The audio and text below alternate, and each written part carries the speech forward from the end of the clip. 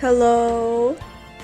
Can I ban Avery? Let's not, until she makes an oopsie.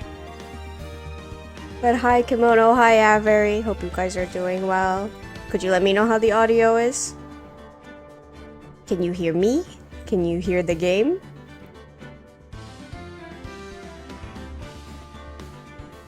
No oopsies here? Good. We appreciate that. Audio's fine? Thank you. Okay. Finally, a new case. Let's go. That's enough. This court sees no reason to further prolong the trial. Audio's good, thank you. This case is extremely clear. I see no room for a misinterpretation of the facts. It wasn't me. I swear it wasn't me. The evidence and testimony we have seen and heard are conclusive. The victim was alone at his table when he drank from— No! You're wrong! I know what I saw! I saw... Oh my, I'm doing good. Little eepy, but that's normal. I saw someone else there! A man! He's the real killer!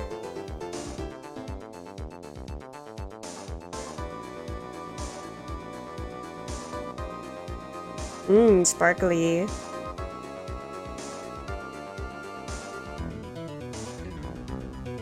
Why won't anyone believe me?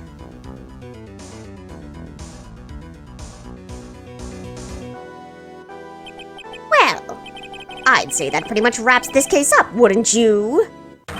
Mr. Wright? This court finds the defendant guilty. Well, that was fast. This court is adjourned. Fastest trial of my life. Ah! The start of the new year always makes me feel like I could take on the whole world. I bet it does, Maya. So, I've decided that our resolution should be... Svari! Take on the world. What do you think? Sure, whatever, Maya. But I think maybe you've had more than enough mistletoe cake. Never! You've got to eat a lot of cake during New Year's. It's practically a tradition. Like watching the fireworks on TV or playing a board game. Hey, pal. Detective Gumshoe. Happy New Year, Detective! Likewise. Now listen up, Wright. I wanna... Here's to another fruitful year of lawyer-police cooperation. Yeah, me too. Alright, pal, you've got some explaining to... Have you got a holiday present for me, Detective? A what? Well, here, have this. It's really nothing much, but... Yay, thanks! Look, pal, we need to have a talk. Take a seat. Hey, what about Pearly? You haven't forgotten about her present, have you? No. Yes. No. Are you doing this on purpose? Haha, guess I'm busted. How do you like my first practical joke of the year? Very funny, pal. Now let's see how funny you think it is when I show you this. What is it? A magazine? Hey, I want to see. Deadly poisoning brings guilty verdict. Defense attorney Wright trounced. Trounced? Let me see that. The defense attorney gave an almost childishly amateur performance yesterday. What the heck is this? It's a report, pal, about you. Listen to this. Mr. Wright must take full responsibility for the ruling in this case. Well, and don't tell me you don't remember anything about it. But I don't remember anything about it. When was that issue from, anyway? December of last year, which I guess makes it last month. Which makes it old news, you mean? But I wasn't involved in a poisoning case in December. Drama. So what do you think this is all about, Nick? If it wasn't you, pal, that leaves only one possibility. No way! You don't mean... A phony Nick? This must be Gumshoe's idea of a joke. Guess he's starting off the year with one, too. Let's go. An article from December 5th says I was trounced and my client was found guilty. So, what are you gonna do about it, pal? What do you mean, what am I going to do about it? Well, it's your fault that the judge found the defendant guilty in this case. My fault? How do you figure that? Because the Phoenix Wright is super famous now. Well, maybe only sort of. Yeah, see what happens when you hotshots start getting too full of yourselves? But I didn't do anything wrong. At least, not that I can remember. You better make this right, pal. Now! And that means taking the case back to court. Got it? Sounds like we got our first case of the new year. Let's tackle it with gusto. I don't know. The judge already issued a guilty verdict once in this case. It's not going to be easy to get it overturned. I guess that New Year's resolution is going to have to wait until next year. Happy 88 subscriber stream. Thank you. I appreciate it. So you're taking the case, right? Good. I'm gonna head over to the courthouse then. After that, I'll go back to the precinct.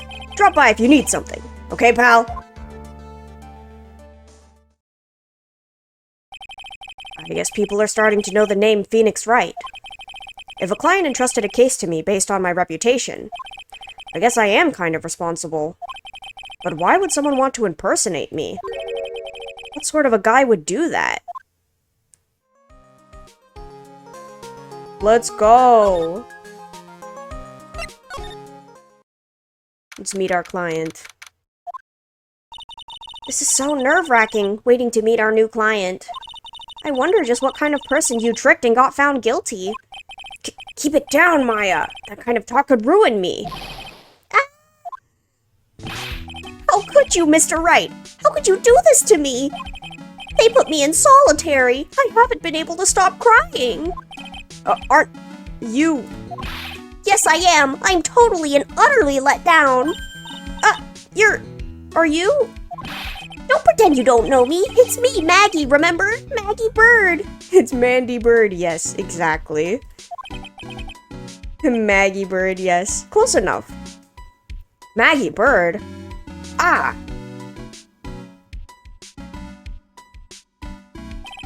Maggey Bird. She's the policewoman I defended that one time. She was accused of murdering her lover. He was a cop, too. What are you doing in here? Didn't I get you a Oh, sure, very funny. After that fifth-rate defense job, you come here and start making jokes? You better hurry up and tell her what happened, Nick. Girl. Yucky. Gives up on the defense. Oh, I see. So that's where we stand right now. I'm sorry you've been caught up in another murder. My whole life has been nothing but a whirlwind of bad luck and failures. I vaguely remember her saying the exact same thing last time. But I don't mind. What's one more disaster in my life? At least now the real Mr. Wright is here with me. I won't let the world keep me down, sir. Okay. So, how come you're dressed like that, Maggey? Last year you looked so sharp in that police uniform. I was fired after that incident last year. Oh, I'm sorry. It's okay. I don't mind one bit. I enjoyed being on the force, but I think it was time for me to move on. So, what do you do now? In the second act of The Life of Maggey Bird, I'm playing the role of a waitress. A waitress? Yes, in a French restaurant. It's a small place, but it's quite fashionable. My charming smile and shapely figure came through for me. And the owner, Mr. Armstrong, hired me straight away, sir. And then you got into this mess straight away, right? Yeah, you could put it that way. This whole mess started on the 3rd of last month, and it happened at Tribulations. Tribulations? Yes, it's a restaurant where good service and a friendly smile are always included. Oh. There were 2 men at the table, both drinking coffee. And then...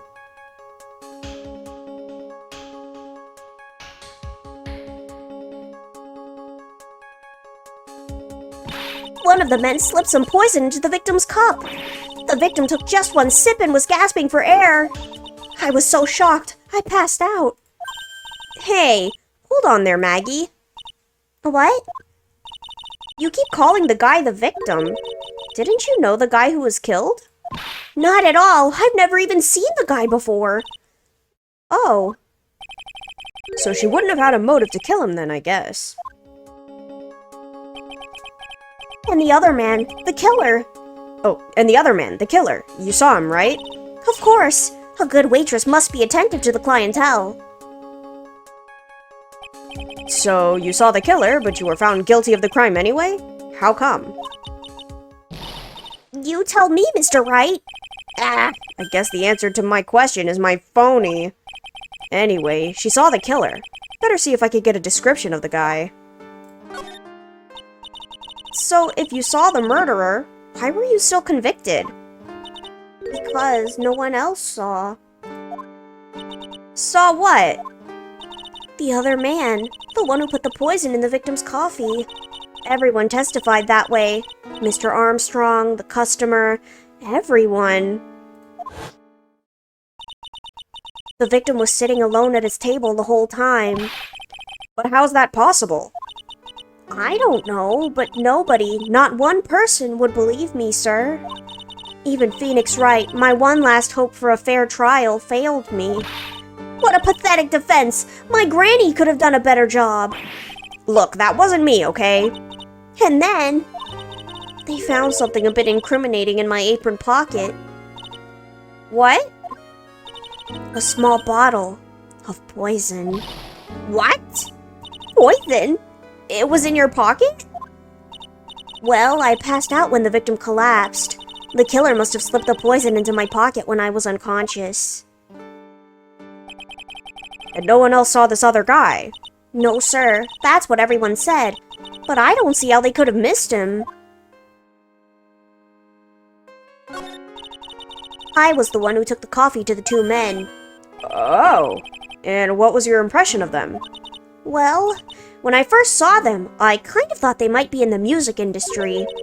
In music? How come? Well, one of them had some sort of earpiece and an emo musician's look about him. And there was a sample CD on the table, sir. An earpiece and a sample CD, huh? Did you get a look at the CD at all? It had a band's name written on it. I think it was MC something. Must have been preparing for their debut, I guess. So it was a band CD. Maybe a promo disc? Maybe it was MC Screwdriver. Get serious, Maya. Would you buy the CD of a group named that? What was the name of that group again? MC Hacksaw? No. MC... And what about the killer? What did he look like? Well, I don't really remember. Only that he was a young man. Well built like the victim, really. How incredibly unhelpful of you. Okay. Oh yeah, I need to ask you about this. Hey, this article's about my case. Can you tell me anything about the guy who was pretending to be me? Yes, sir. It was the morning after I'd been arrested. I met you in the visitor's room here. You were wearing one of your super sharp suits. Me? Yes, you, Mr. Wright. Hey, Maggey. Was my evil double Ayam here too? No, I don't remember a phony of you, Maya. Oh. That would have been so cool. Then you got really worked up and passionate. I'm gonna get you cleared of this crime, you said. Okay, I get the picture. But you've met me in person before. So how come you didn't realize that guy wasn't the real me? I guess looking back now, it was a little strange. Only a little? Well, okay. So you were a bit taller than normal and you looked a bit shady. And your voice was a bit... So the guy was nothing like me then? But he had your spiky hair and blue suit. Is that all it takes for someone to imitate me? How about everyone else in the courtroom? Like the judge and the observers? Didn't they realize he was an impostor? Everyone had these big question marks on their faces, but it seemed that no one wanted to say anything, sir. This case just keeps getting weirder and weirder. Mr. Wright, do you think it's possible to get a retrial? Probably. The court ruled in the absence of a genuine defense attorney. So we should be able to get a retrial. Mr. Wright? Do you think we'll win next time, sir? My life has been a full-course meal of bad luck, complete with defeat for dessert. Since I was 6 months old when I fell from the 9th floor of my apartment building. I've been hit by all sorts of vehicles, gotten sick from all sorts of foods, failed at almost every test I've taken, experienced almost every kind of disaster. I even landed a phony lawyer when I had the misfortune of being accused of murder. But I will survive, because Maggey Bird always lives to fight another day. And one day I'll find it. Just you wait and see, sir. I'll find that one single moment of good luck. Zinnioff is really going to pay for this. What are you staring at me like that for? But Maya's right. Whoever it is that thought it was a good idea to use my name, and yet an innocent girl convicted of murder had better watch out. We'll find him, don't you worry. We'll get Zinnioff for you. Thank you. Oh, I'll tell you where Trebian is then. Right. The restaurant where the murder took place. Yes, sir. When you go, please tell Mr. Armstrong I said hi. Sure. All right, Nick. Let's go check out this restaurant and its food. Let's go.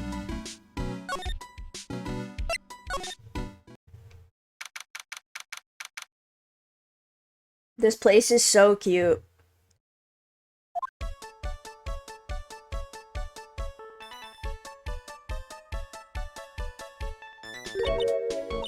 Wow! Look at this place! Look! More like smell. What's with the suffocating scent of flowers in here? Then again, girls like that kind of thing, right? Actually, I'm not all that into it. No one's coming to seat us. Maybe there's no one here. Don't be silly, Maya. This is a restaurant, and it's open for business. Hello? Anyone here? I don't believe it. There really isn't anyone here. Perfect. Let's get intrusive. If there's no one here, we can take anything we want. Yeah, I suppose we can. Phoenix?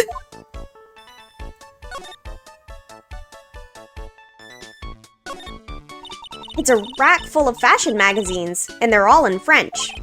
Why don't you try wearing something a bit more chic sometime, huh, Maya? Yeah, I guess I could. I'm always in my acolyte clothes, aren't I? It'd be fun to wear normal clothes every now and then. There's something stuffed behind the rack. Looks like a sports paper to me. Hey, and look at this. Someone scribbled a little doodle on one of the pages. MC Bomber. Ah ha ha ha. MC Bomber and 1, 2, 3, 4, 5 zeros. $100,000 maybe? I wonder what MC Bomber is supposed to be. This paper. It's from December 3rd. This paper is from the day of the poisoning. What? Let's go. A paper from the day of the murder. This has to be a clue. I should see if I can find out some more about this paper. But we're gonna look around first. This must be the table where the murder occurred. I guess so, with all this police tape all around it. And that stain must be from the poisoned coffee. Don't go licking the tablecloth, okay, Maya? It's a month old and they left it here? Ew. Why would I lick it? I'm not a cat, you know. Then why can I picture you doing just that?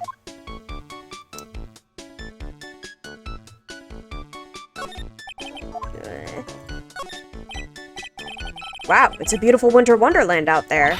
Really? Cool, I love snow. Let me see. Huh? It's not white. It's not even snowing. Got you. I was only kidding, Maya. Nick! There are lies that are okay to tell and lies that definitely aren't. All I did was tell an itty-bitty white lie about non-existent white snow. Hiya, Salt Shaker, how are you? This restaurant has partitions that separate the tables. When you're seated at a table, you can only see the tables to your right or left.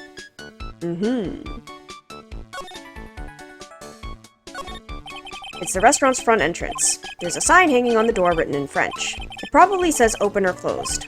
It must be one or the other, but I don't know which, since I don't know jack about French. Doing good, getting a lot better from your sickness. Oh, that's good to hear. I'm glad. Keep the recovery up. Look, it's one of those magical boxes that spits out money. You know, you're the only person who would ever describe a cash register in that way. Look at all the little trinkets tucked away in here. I bet Mr. Armstrong collected all of these personally. Let's see. A bouquet of flowers, some poopery, and look! Fine bone china cups. Keep the recovery up. Thank you for the kind words. Of course! I hope you feel completely better soon. I never knew you were so cultured. Come on, Maya. This is common knowledge. Any Joe Schmo knows this much. Phoenix not dumb. You've seen it here, folks. It's a rack full of fashion magazines and they're all in French. Yeah, okay, we've already looked at that. Okay, I guess we leave now.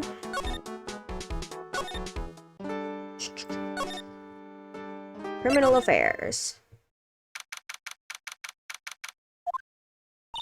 It's been ages since we came down to the precinct, huh, Nick? Looks like Gumshoe isn't around. He's got it so easy, leaving everyone else to do the work. No, he's out there somewhere. My bet is on the courthouse. He's probably trying to arrange the retrial of this case. Guess that means we should go to the detention center and chat with our killer, huh? After being convicted without a fair trial, I'm not sure the killer is the right label. Oh, okay, I guess we give it to her then? Oh, sports paper. Let's see. Did Guts and Braun manage to defend his heavyweight title? Sorry, Maggie. That paper is actually a month old. It's from the day of the murder. And Gutson got knocked out yesterday, I'm afraid. Oh, no. I found this paper in the magazine rack at Tribulations. Really? That's strange. Tribulations doesn't get newspapers. Mr. Armstrong says he's not really fond of them. Then maybe one of the customers left it behind. Anyway, what I want you to take a look at is this scribble here. Aha! That's it, sir. MC Bomber. That was the name that was written on the CD. Just as I thought. I guess it wasn't MC Screwdriver after all, huh? So that $100,000 must be a down payment for a record deal, right? If someone gave me $100,000, I'd sing for sure. The Master of Kurine or the Spirit Song, or even Maya's theme. Okay, Maya. So if the sample CD was on the victim's table, that means this newspaper must have belonged to the victim. You're right. So the victim left this behind on the day of the murder, huh? I think we'd better step up the investigation, don't you, Nick? Are you gonna... Okay? Do we go to criminal affairs now? Nope. Okay.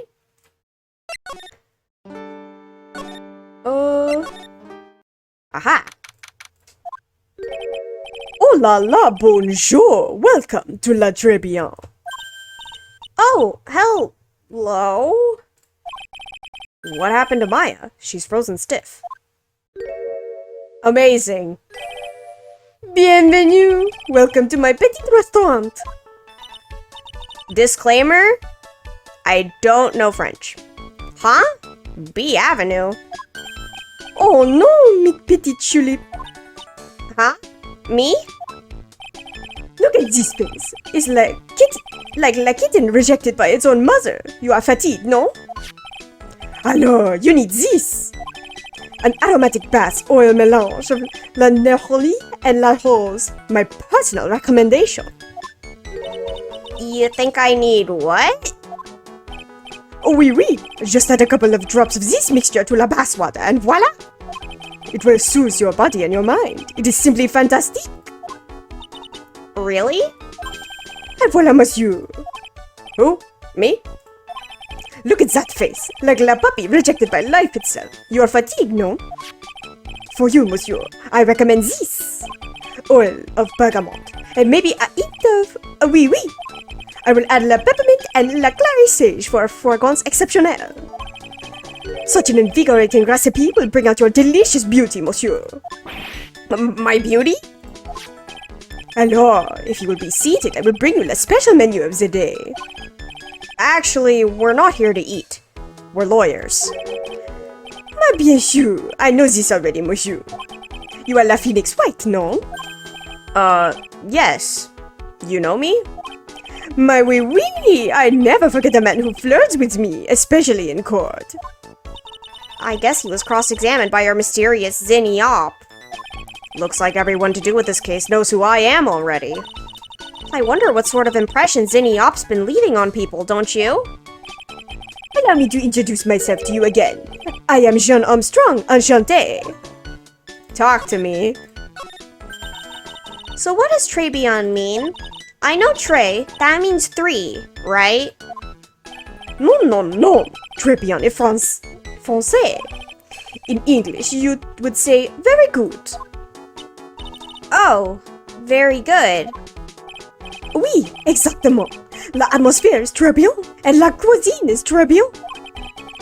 If the food's so good, why aren't there any customers in here? My cuisine is not for all. Some people, they do not appreciate la haute cuisine. You must go to bed now. See everyone later. Bye-bye. Bye, Kimono. Have a good night. Thank you for dropping by. I thought everyone liked hot cuisine. Since I have lost Maggey, I do not have enough hands. So you're running this place on your own now? Oui, for le moment. No one has answered my advertisement. Oh, pour moi. Please don't eyeball me while you say that. I am la chef. I am la manager. I am also a trained aromatherapist. A roaming what? A practitioner de aromatherapy. The art of soothing the soul with the delicate floral aromas. Delicate? The smell coming from that bottle earlier was anything but. So, could you tell me what you know about the incident? Bien, it makes me sad to remember it, yet I remember it so well. More than a month has passed since it happened. Yeah, I guess it's been about a month since Maggey's sentencing. So, it was the 3rd of last month, just after 1 in the afternoon. A man who was in here for a coffee suddenly became ill. Because of the poison in his coffee? That is the truth as I know it. It was Maggey who took his drink to him. I was in the kitchen. I heard the sound of someone collapsing. When I came out to see what it was, he was already slumped in his chair. He was dead? Mon Dieu, oui, he was dead. Maggey had passed out also. And this man who died, was he alone? Oui, monsieur. All alone. I know that Maggey said there was someone else, but... I see. La police. They asked me many times. Are you sure there was no one else at the table? They asked. But I am not the only one. The old man said the same thing. Old man? What old man? So who is this old man that you mentioned? At the time of the murder, there was another customer in here. What? Someone else saw it? Mais oui, as usual, he came alone at that day. At the time of the murder, he was here. He saw it too. But he said the same thing, that there was no one else at the victim's table. But Maggey swears there were 2 people. Mais, mademoiselle, the lawyer, he could not prove this, no? About the lawyer. That was me, I suppose. Ma bien sûr. Wow, he's the first person who said it wasn't me. Don't kid yourself, Nick. Now who's the one making stuff up? I am not a lawyer myself. I do not wish to speak out of turn. But your defense in court that day was a little... how do you say... lacking, perhaps. Even a Frenchman who cannot speak any English could have done a better job. You were very cool, though. Oh, oui, so handsome. Wow, I wonder just how bad the defense could have been. Every time you opened your mouth, the whole courthouse stirred. Oh man, that is something I don't want to imagine. Maggey was a policewoman once, n'est-ce pas? Yes, but she had to quit for, reasons beyond her control. Oui, she was la suspect in la murder investigation, no? Oh, you know about that? That is why I gave her la perfume for la happiness. Happiness perfume? Oui, blended from bergamot, like I have given you before. But she's been arrested again, and found guilty this time. This is true. Her natural aroma of unhappiness must have been very strong. Just admit it. Your perfume doesn't work. I am not surprised she was la prime suspect, after something like that took place before my very eyes. Something like what? What's this guy talking about? Does this mean Maggey did have a motive? We've gotta ask this guy for more info, stat! Haha. When Maggey took the coffee over to the victim, did anything happen? Wait, you know Armstrong? Wait, you do? Where have you seen him before? Oui, I suppose you could say so. So what happened? None, it was nothing. Look, Maggey says she didn't even know the guy, but she's still been indicted for murder. The prosecution must have come up with some kind of motive. Seen him at... What is that? Machinima? I don't know how to say that. What is that? Oui, it is true. If there was anything at all between Maggey and the victim, it could be relevant. So please, tell us anything you know. You... 3 psyche locks. No way! What are we going to do, Nick? We'll just have to remove... What the? What's wrong? The Magatama! It's gone! Oh, it's a parody of a video game? I see. Huh? I had it in my pocket, but it vanished into thin air. What? Uh-oh. But I could see the psyche locks. Maybe that means the Magatama's nearby? Mr. Armstrong? Could I just confirm something with you again? The table where the victim was sitting. Was anyone else sitting there? That is a question you will have to ask him yourselves. Huh? Him? The old man spends all of his time dans le parc. Park? Oh, a park? What park is that? Behind la restaurant. It is called Vitamin Square. Thank you. Je vous en prie, my dear. Let's go check out this Vitamin Square right now, Nick. Okay, we'll be back. That's a lot of birds. So this is Vitamin Square. Yeah, I see where they get their name from now. The fruits scream vitamins at you. Hey, Nick. That's the guy, right? Isn't that the old man Mr. Armstrong was talking about? That grouchy-looking grandpa? He's throwing seeds out for the pigeons. Maya, he's not throwing seeds for them. He's throwing seeds at them. Oh, his nose. Oh my gosh. Ugh, my grumpiness threat level has just been raised to red. Excuse me. Would you mind if I had a word with you? Yes! I just wanted to ask you a couple of questions. What's the matter with you? Can't you see I'm busy?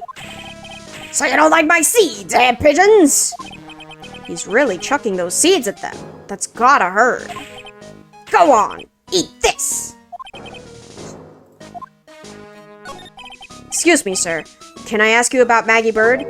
I don't know any Maggey Bird. Yes, you do. Maggey, the waitress at Tribulations. It's a disgrace, I tell you. An utter disgrace. A disgrace? An innocent young girl revealing herself like that. Revealing? You mean her uniform? The youth of today, they don't have any shame. No shame, I tell you. Not 1 ounce. Whatever happened to the old Bushido values of Japan, like honor and modesty? What about me? I'm not wearing anything revealing. Your problem is you lack any sense of grace. Talk about hitting a girl where it hurts. Do you go to Tribulations a lot? That miserable excuse for a restaurant.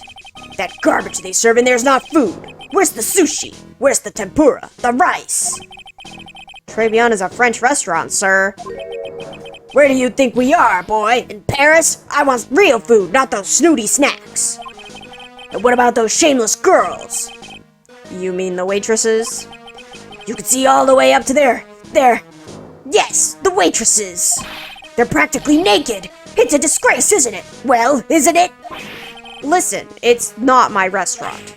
It's a miserable excuse for a restaurant, that place. Miserable. He certainly knows the place. He must be a regular. But if he hates it so much, why does he keep going? Are you a regular at that restaurant, sir? It's just, if you dislike it so much, why would you keep going there? Sir? Here you are, you filthy pigeons. You want food? Ha-ha! Take that. He must be hiding something, right? If he is, I should be able to see a psyche lock or two. Oh, wait. I don't exactly have the Magatama right now, huh? Remember, Nick, that Magatama is only on loan. You better find it or else. If Pearls ever gets wind of this, I'm going to be in a world of pain. Eh.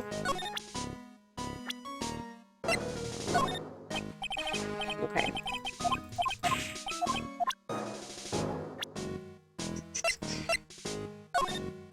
Nope, okay. Alright,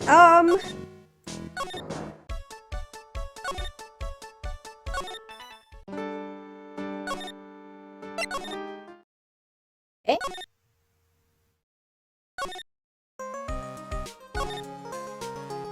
Okay, that shouldn't be important. So I guess I...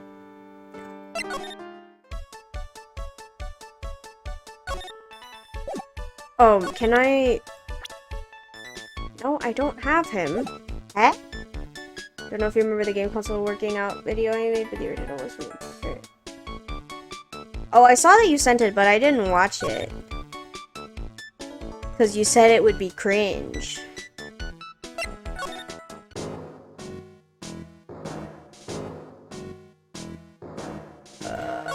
What am I supposed to give this guy? This?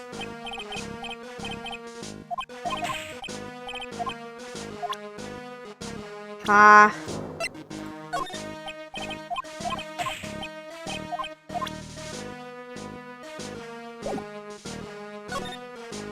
Maybe, oh, okay, wait. Job listings. Ooh, there's a magazine here. It's a magazine full of job listings. You disgusting rogue, picking up something someone else threw away. Threw away? Did you throw this away? Are you looking for a job? God, that's none of your business. By cringe, I mean it's just terribly produced in the vocalist. Sounds like he's pushing his vocals too hard. Oh, I don't want to hear that. Yeah, I'm not too fond. I guess you could say I'm sensitive to music. So I don't like when it sounds off or bad.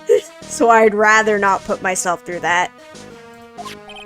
Sorry, I guess I'll just take this magazine with me then. I don't want anyone else having it. Give it back. Too bad. Now that you want it so bad, I don't want to give it up. Yeah. That's mine.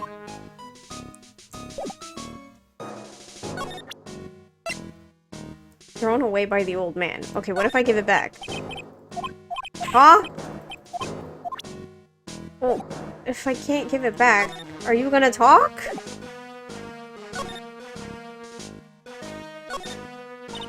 I used to love sandboxes like you wouldn't believe. Really? You? Sure. Finding iron filings in the sand with a magnet was my favorite thing to do. Iron filings? Wow. That's too exciting for words. It was my ambition to collect every single shred of iron in the sandbox. I was such a kid back then. So, did you manage to get all the iron? No, I never did. I think I came close, though. Come to think of it, I still have all the iron filings I found way back when. You want them? No.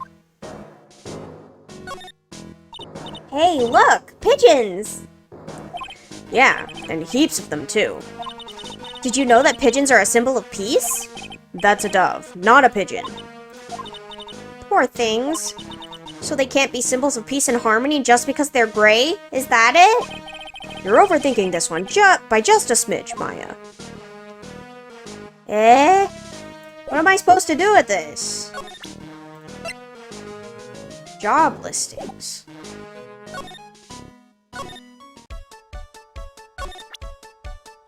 You want it? Mademoiselle! Yes? Are you looking for a job? What? No, I was just... Let me see. Your style is un peu different, but you have a good face. Different? Félicitations, you have passed. I will hire you. Bien, come with me. I will teach you everything I know. Help! I don't know whether to laugh or feel bad for Maya. Maybe I should do both. Eh... Where do I go?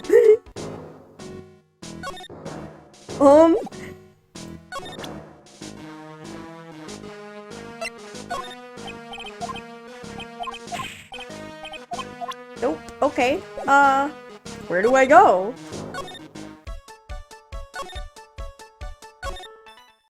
Oh, okay, here.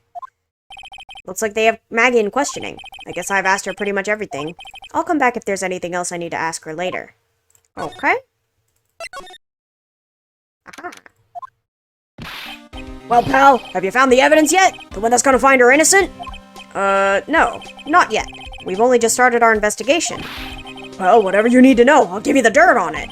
I'm putting off all my other cases for now, pal. Gumshoe's really fired up about this.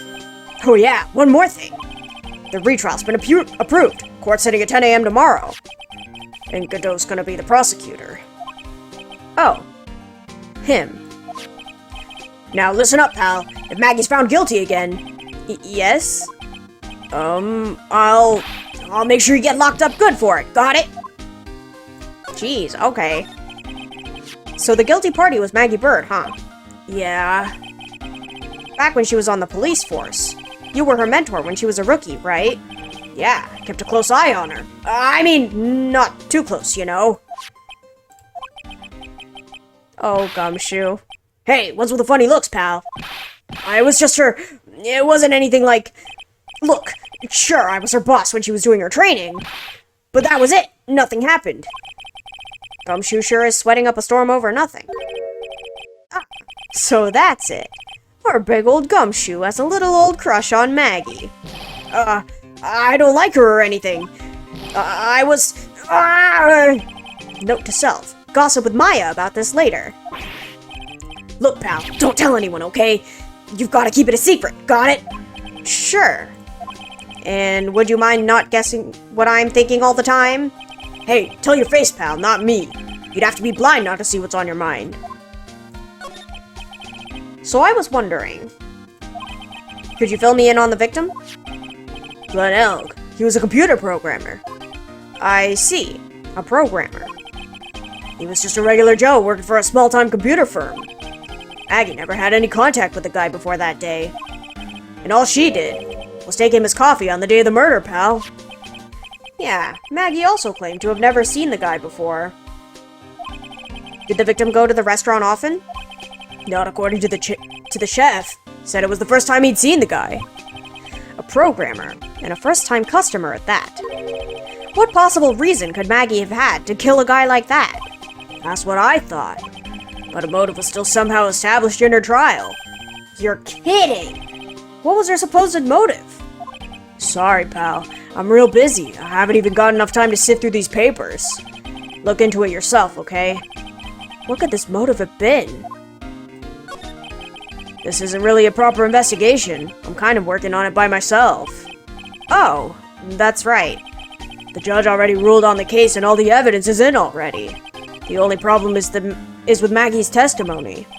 Yeah, doesn't sound very good for us, huh? Look, pal, I've got a mountain of papers on this case to look over before tomorrow. So I'm just gonna say this. Maggey Bird's no liar. She's... Okay, so she's a bit out there, and she's a bit off base sometimes. But she was a good cop. That's not exactly complimentary, you know. So what do you think really happened? And just how contradictory is her testimony? The biggest problem with Maggie's testimony is the number of people at the table. Yeah, my thoughts exactly. Maggey still insists there was another guy sitting with the victim. Right, but get this. Everyone else in the place said the guy was alone, even the chef. And then there's that CD. CD? Oh yeah, she did mention something about a CD. And there was a sample CD on the table, sir. But our guys turned that place upside down. There was no CD. What?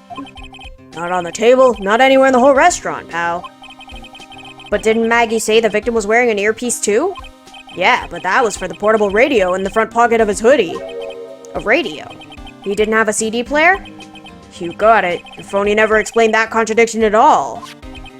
Come to think of it, the owner of Tribulations didn't mention that CD either. I don't know why, but I get the feeling Mr. Armstrong's got something to hide.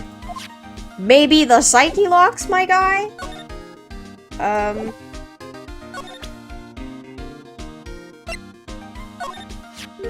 What's that? A sports paper? Yeah, I found it in the magazine rack at Tribulations. It's dated the same day as the murder. You may be onto something here. And take a look at this. See this writing here? MC Bomber. Hey! What is it?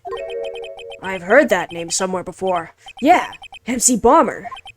Wow, he actually seems to be thinking for once. It's no good. I can't remember. And he goes back to being the gumshoe we all know and love. Hey pal, I'm gonna borrow this paper for a bit, okay? I want to get a handwriting analysis done on this scribble. Handwriting, huh? It'd be good to know more about that in any case. Thanks, pal. I bet this will turn out to be an interesting clue. Alright. Okay.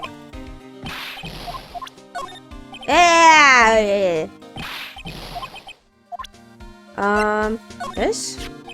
I wasn't at the trial myself, but I asked this one detective I know how your defense was. And what did he say?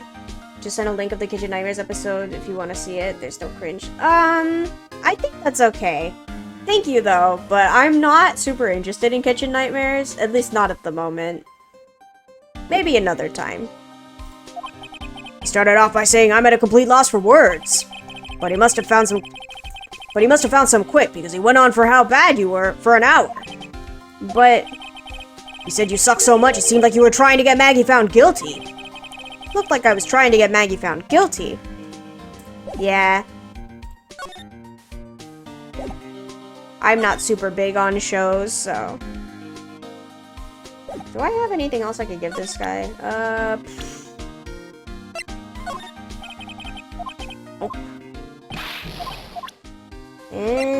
Okay, maybe I leave.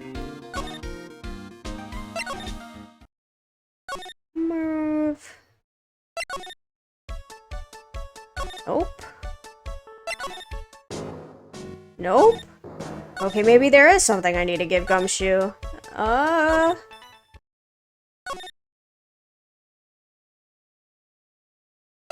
What can I give him? This? That thing real, pal? Why does everyone keep asking me that? I wonder what this phony of yours is like. He had Maggey found guilty of murder. Doesn't that tell you? I've got to track this creep down. Well, yeah, but how? Chef over at Tribulations, huh? You know what that chef said to me? Ooh la la, your body's full of toxins. And then he gave me this bottle. Well, what's in it? I don't know. The label says juniper. I'm under orders to put a few drops of it in my bath every day. Under orders? Yeah, you know, there's something about that lady. I mean, guy. Huh? You can't stop thinking about him? Not like that, pal. Give me a break. He's not my type. I mean, I can't stop thinking that he's involved in this case somehow. Sounds like he knows a little something more about our charming chef. Okay. So what exactly is it that caught your attention about the chef at Tribulations? It's, kind of hard to say. The guy's probably not even connected with the case anyway. Hey, come on, detective. Didn't you say you'd give me the dirt on anything? Well, this sort of stuff is kinda unimportant, gossipy stuff, you know, pal? Look, how about this? You go to Tribulations and investigate the place yourself.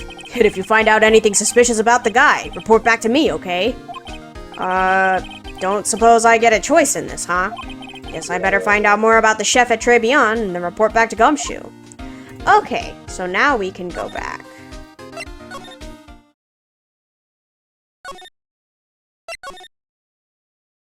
There we go. Scent of flower sure is strong. It's almost making me dizzy. Oh, hello. Who was that just now? A customer? She had a sort of dark aura about her. Ah, welcome. Welcome, B Avenue. Wow, what a cute voice. Oh, it's just you, Nick. Maya! Well, how do I look? Maybe you should quit being a spirit medium. Maybe, but it's kind of boring being a waitress. I mean, you're my first ever customer. And who was that woman I just saw? Oh, since you're here, you might as well have something to eat. I am kind of hungry, actually. So, how do you like your new job, Maya? I never knew there was so much for a waitress to do. Take people's orders, bring them their food, make coffee, work the cash register. Of course, we need a customer before I could do any of that. Yeah, it's a nice looking restaurant. It's a shame more people don't come. Don't forget about the ultra cute waitress. Check out my gimme a tip smile. Hey Nick, why don't you order something? The chef's preparing a tasty lunch set at the moment, or so he says. How much is it? It's the twin tea set, so it's $20, of course. The twin tea set? I believe I'll be taking a pass on that. It's kind of expensive. What? But you can't! Come on, Nick, it's not every day I get to be a waitress. I want to try carrying plates and working the cash register. How about cleaning the toilets? That should keep you busy. Yeah, right. Maybe later. About the lunch. Oh, a fine choice, sir. No, Kitchen, a lunch special, please. With all the extras, drink, side salad, dessert, and gift. I don't need any of that. Just a moment, please, sir. Maya's really getting into this. So how much is the set lunch then? $20, huh? But with the drink, side salad, and dessert, it's $45! Hey, wait a sec, Maya! Sorry to keep you waiting, sir. Here you are, our deluxe Fortify lunch set. Fortify? No, Fortify lunch set. Whoa. A dish inspired by lobster and abalone fricassee with a balsamic vinaigrette. Bon appetit! Thanks. Come on, Nick, hurry up and try it already. Lobster, huh? Alright, down the hatch it goes. Well? Are you hungry, Maya? I'm starving. Here, it's yours. Really? Remember, Maya, my wallet doesn't print money, so you better polish off that plate. I just remembered I've got to clean the toilets. Hey! You can't be in that much of a hurry to clean the toilets. The lunch special costs $20 despite how unbelievably bad it tastes. Amazing. How does that guy manage to make good food taste so bad? Hey, Nick, you want to take a peek at the kitchen? The kitchen, huh? Not a bad idea. Now what was it that Maggey said again? In the kitchen, you'll get to see all of the chef's greatest secrets. In the kitchen? That sounds tasty. Hey, wait up, Maya! What is it? I'm pretty busy right now. Weren't you going to show me around? There goes my plan to find some cool clue and show it off in your face. I'd better conduct the search in the kitchen myself. Let's go. Is that a magatama I see on the table? And here it is, the famous Tribulations kitchen. It's my first time in here too, actually. There's a weird atmosphere in here, that's for sure. Mr. Armstrong will be back soon, so we'd better search quickly. Chop chop! This. Now I know I'm in a French restaurant. I've never heard of most of these seasonings.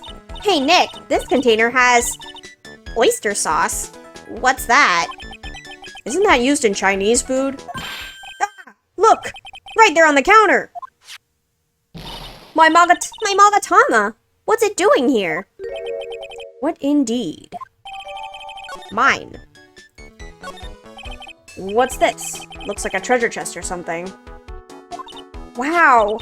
Look at all these little bottles! Oh, they're aromatherapy oils. He's got so many, they're overflowing onto the floor.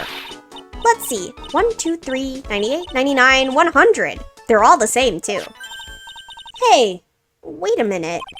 What is it? There's one bottle that's different from all the others. Well, what do you know? And it doesn't have a label either. And it doesn't smell. So what's that liquid inside then, I wonder? Hey Nick, we should borrow this. I mean, look at how many bottles he's got. He won't miss one, will he? Found in the kitchen, shape is different from the other bottles. Contents unknown.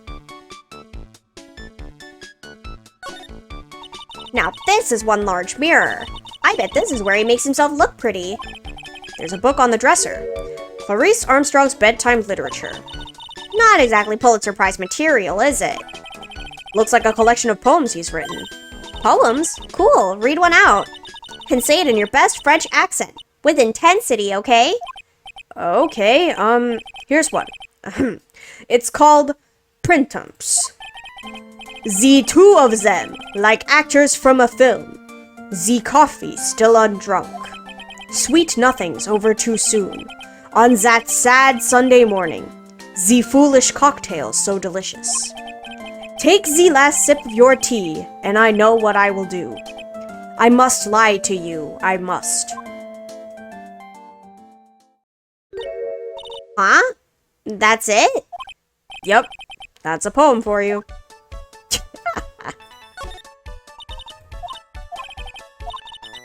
Look at these knives, they look really sharp. I'd like to see how one of those slices through a cheesecake. A cheesecake? You don't exactly need a sharp knife for one of those, Nick. That smells good. Something's bubbling away nicely in that pot. It must be the lobster and abalone fricassee with the balsamic vinaigrette. Isn't that what I just ate for lunch? Maybe. What you ate is the only French dish I know the name of. What are these lace curtains for? I don't know, but they give the place a real homey feel, don't they?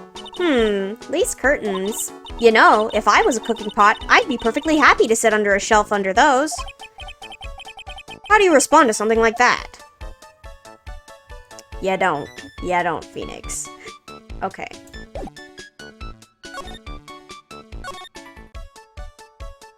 Let's go back to Gumshoe.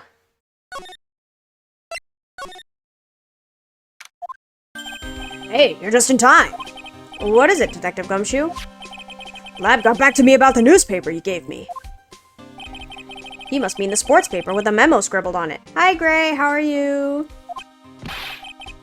So, what did they say? Did the analysis turn up anything? You said the doodle was written by the victim, Glenn L. No doubt about it. I expected as much. The victim took the paper with him to the restaurant on the day of the murder. That's our best interpretation of the facts at the moment. Let's go. MC Bomber. Get the feeling I've heard the name somewhere before. Oh well, I guess it'll come back to me. Don't forget to report back to me with whatever you find in the restaurant, okay, pal?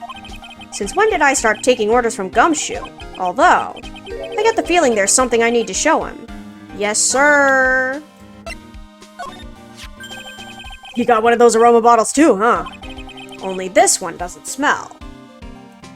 Oh, I don't get you. This was mixed in with all the other aromatherapy bottles, but it's not the same. It doesn't even look the same. Wouldn't you agree? Cologne bottle that doesn't smell, huh? Smells like a skunk to me, pal. Those blue badger plushies behind him are haunting. They are a little freaky. Mind letting me borrow that bottle for a while? I want to send it to the lab for analysis. The victim was poisoned, so the contents of this bottle are pretty important. I had a hunch there was something funny about that, Chef. You suspect John Armstrong. They're handcuffed together. Oh, wait, I just realized that. Oh my gosh. Not besties. I've got that guy's number. I know what his secret is. That must be the same secret Gumshoe was talking about before. I guess I'd better fill you in on the details. About this Armstrong guy's secret, I mean. Yes. Talk to me. So what's Mr. Armstrong's secret? You ever had lunch at Tribulations, pal? Yes. So, how was it? To put it nicely, it was inedible. Hey, don't worry about being nice around me, pal. You and I both know the reason that place is so empty is because of the food. I mean, the place is clean and he's got a girl like Maggey as a waitress, so... Yeah, I guess it's probably the food. The real scoop on the guy said he's up to his ears in debt. Really? How much does he owe? This is a copy of his loan contract. He's about $500,000 in the red. $500,000? Are we talking dollars? Yeah. Hey, if it was sterling, he'd really be in trouble. Sorry, that figure just took me by surprise. Yeah, this case is full of surprises. And I'd be willing to bet the chef's got something to do with most of them. That's my hunch. John's debt is $500,000. The owner of the loan is tender lender. Let's go. Do I give you anything else? I guess this? For $500,000, pal. That's some $500,000 bills. What was the in there for? Is there really that much money tied up in this case? I can't give you an answer on that, pal. Not without the case file in front of me. But I'll tell you this. That Armstrong guy would have done anything for cash. He was desperate, you know. No, I don't. But I think I sort of get the picture. So, do we go?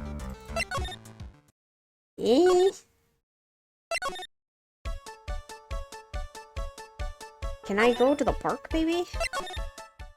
Aha! Yo, there's a bike here. The old guy's not here anymore. Right, and I still have some unanswered questions for him. Scooter, huh? Who'd leave that right in the middle of a park like this? The wheel guard and the light are busted. I guess it must have been in an accident. It's totally wrecked. I'd kill to play on a playground like that. It's great.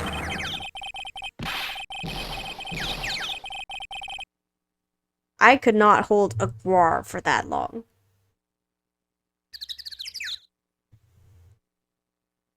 Hey, what do you think you's doing with my bike?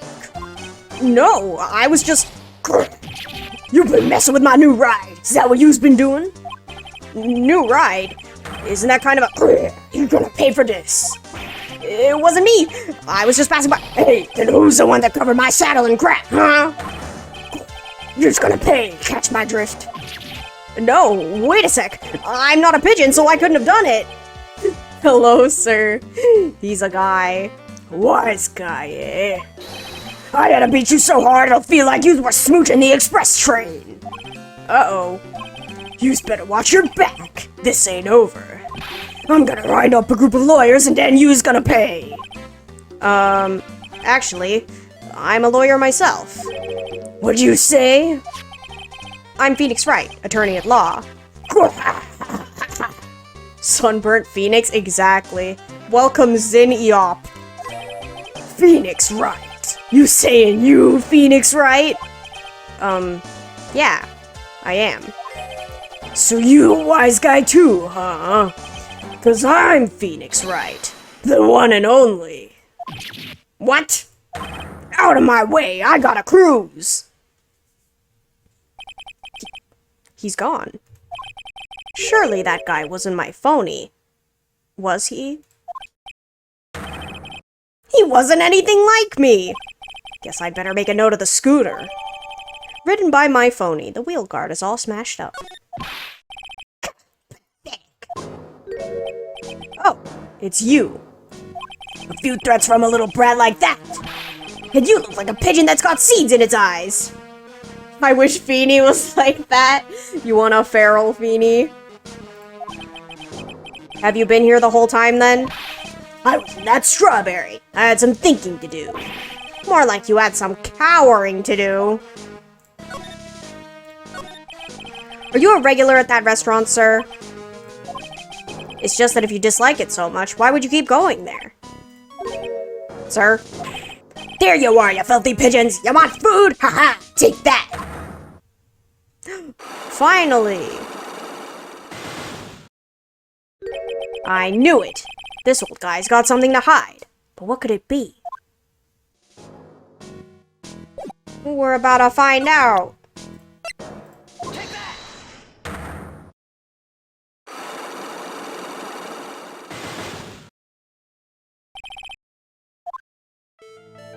It's time you told me the truth. Why are you a regular at a restaurant that you dislike so much? Isn't it obvious? People only have one reason to go to restaurants. To eat. To eat? Is that the whole truth? What do you mean? I don't think you go to that restaurant for the food at all. You insolent brat! How dare you accuse me? What proof have you got? I could tell that not you nor anyone else in the world would go to that place for its food.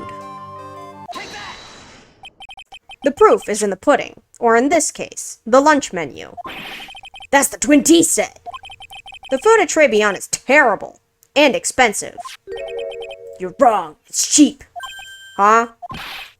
I'm rich. I inherited money when I was a boy. Yes, I'm stinking rich. I haven't done a job of work since I was born other than feeding the pigeons. What a lord of crock. The taste's another story, but the price, it's nothing to me. So you're saying that you go there because you've got money to burn? Exactly. I have so much cash I go for a swim in my money vault every day. Unfortunately, that's a lie. What? You don't have money to burn. You're flat broke. Job listings. This is yours, right? My magazine. Why would a rich retiree be looking for a job? I was... So what? So I was looking for a job. I'm buying a lot at the moment. I need spending money. Oh? I don't go to that restaurant for food. I just go for the cappuccino. Yeah, I think you mean a cappuccino. Anyway, how much does a cappuccino cost there? $8. Those had better be some golden beans. What's your problem? You think a poor man would be better off drinking dishwater, don't you? Is that it? No, I wasn't thinking that. I was wondering if the coffee there is really all that great. No, it's not. But anyway, yes, that place has free newspapers to read every day. Newspapers? Exactly. They don't want me hanging around at home, so I go there.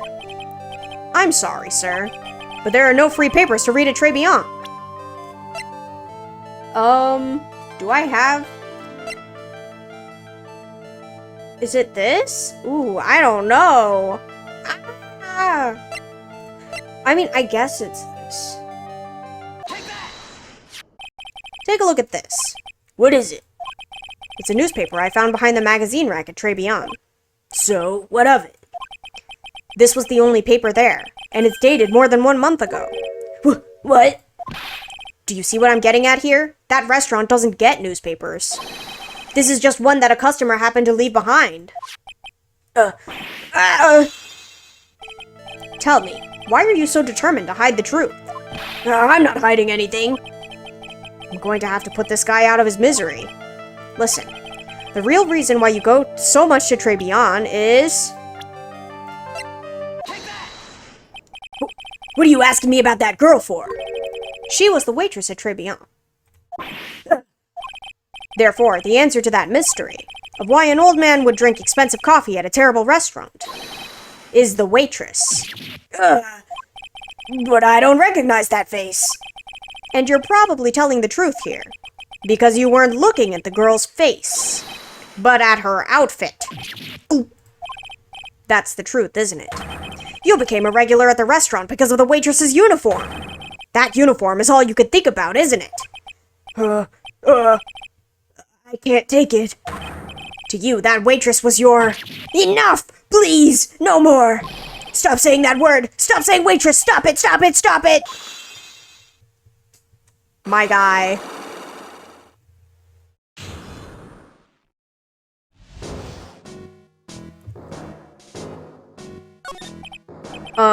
Sir? Yes, it's true. I was there for the young girl. Fine, so I'm a dirty, wicked, sinful old devil. No, I didn't mean it like that. I even get one of those lousy cups of Javachino every time for $8. All because of the serving girl. Punished me. Locked me up. Really, that's not what I'm here for. You'll be the same in another 20 years and you'll understand what it's like. You'll know how painful it is to be an old man like me. No, really. Listen, sir. Stop calling me that. I have a name, you know, boy. Show some respect. I'm Victor Kudo. Sorry, Mr. Kudo. You young'uns think you know it all, don't you? Well, I'm not saying another word. I won't tell you anything more. This guy was in the restaurant at the time of the incident, which means I have to hear his testimony one way or another. I don't believe this. I even broke his psyche locks and everything. I guess I'll have to try to get him when he's in a better mood.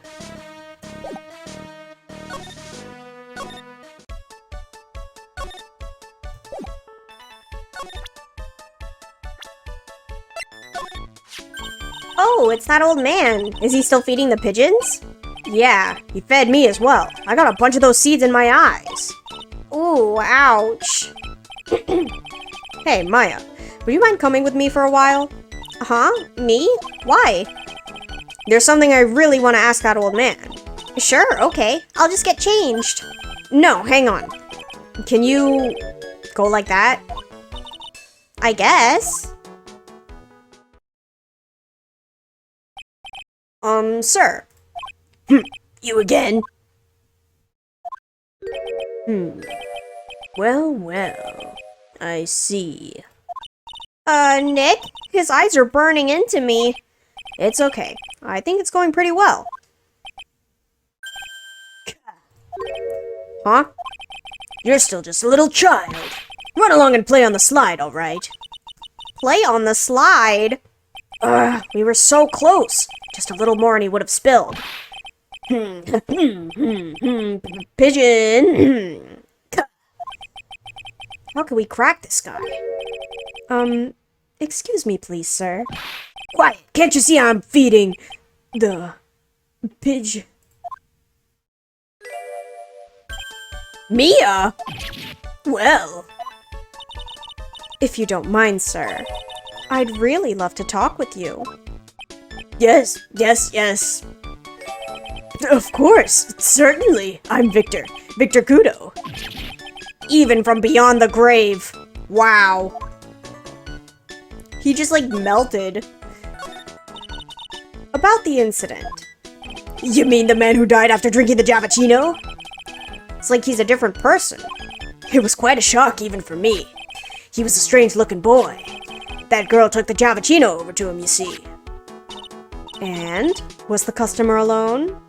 Pretty Mia, yippee! Mia to the rescue, let's go! Definitely. He was the only person at the table. Then he took just one sip of his Javachino and... And then he said something like, "Warg!" and then collapsed, dead. Oh, how terrifying. You're so good at listening, aren't you? I'll tell you anything, whatever you want to know. He certainly seems to be telling the truth now. But it looks like Mr. Kudo didn't see the other man either. Do you like the food at Tribulations? Well, of course. I'm really quite a sophisticated man. I was a young businessman once, you know. I set up a casino in London. Really? How interesting. Eating the food at that restaurant really takes me back to my days in France. What a lovely story. London's in England, not France. Oh yes, France is wonderful. I'd love to show you around the city sometime. It's too much. I can't take it. I want France! I can't believe Mia's laughing at the guy. You visit Tribulations a lot, don't you? Of course, I mean, yes. I'd like to come and see you there. Really? Oh, you flatter me so. The owner would be delighted to welcome you, I'm sure. Be careful of that chef, my dear. The chef? You mean Mr. Armstrong? That's right. That man's an ex-con. He's an ex-con? Whatever did Mr. Armstrong do? Oh no, those eyes. I can't take this. Mia's really got this guy eating out of her hand. He steals things From his customers. From his customers? Gloves, handkerchiefs, little things mainly. He's a pilferer, so you be careful around him, my dear. Are you sure about this? Of course, he was arrested for it once. I was there when it happened, having my Javachino. He really is a regular. Let me write you a little haiku about it. A haiku? Japanese poem. It'll explain all you need to know about that chef. Victor's note. Convicted before. A wicked man or woman. Repeat offender. If he takes anything again, you let me know. If it's not too expensive, I'll buy you a replacement. Poor guy. He couldn't do enough for Mia. Okay, Phoenix. That's about as much as I can do to help. Thanks, Mia. We got some really important information thanks to you. Honestly, I can't believe Maya called me for something like this. Thanks, Mia. I guess it's about time to wrap up today's investigation. Had enough of being a waitress? Yeah, plus no one came to the restaurant. Oh la la, Mademoiselle Maya! No, how can you leave me like this? I'm sorry. That reminds me. Mr. Armstrong had a psyche locker through you, didn't he? I'm going to have to break those. Mr. Armstrong, I hope you won't mind, but I'd like to have another word with you. Volunteers, of course. Okay, so we ball.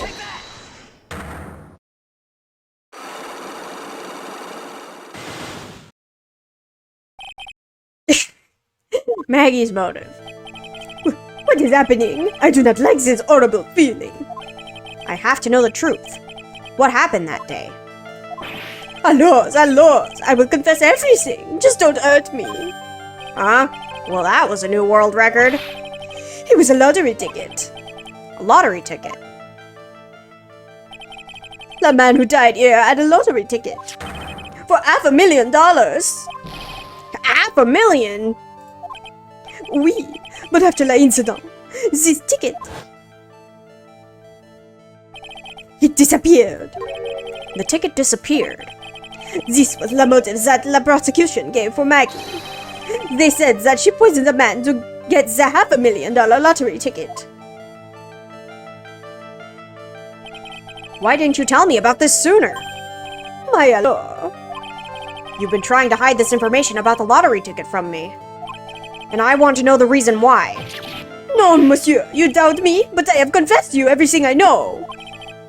Mr. Armstrong, the $500,000 lottery ticket.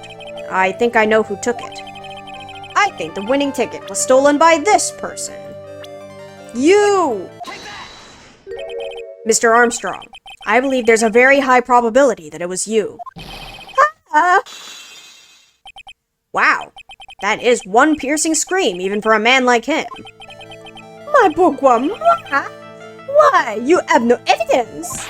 I am not Mask the Mask. I am not the kind of person who would steal the property of others.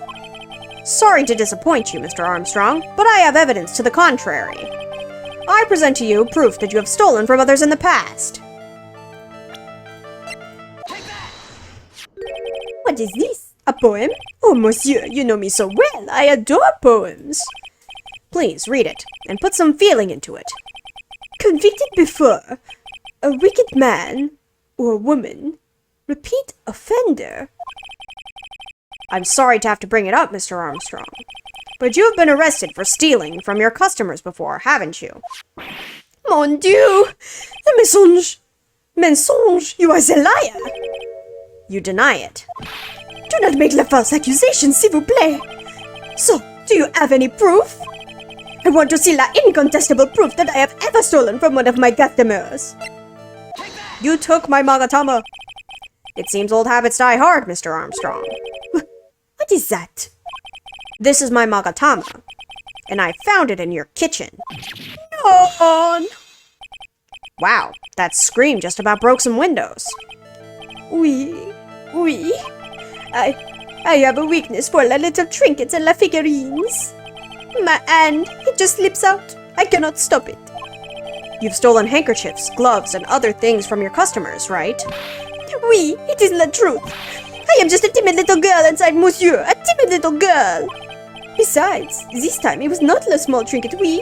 It was $500,000. My no, why would I steal it? I have no need for such money. Really now? Oh, Monsieur, what is it? Isn't it true that you're in some pretty serious trouble? And that you're in desperate need of a large amount of cash? This restaurant is deep in the red, isn't it? Ah, You have a loan to the tune of $500,000. That lottery ticket would have wiped out your debts. mm, Well, Mr. Armstrong, what do you have to say for yourself now? ah.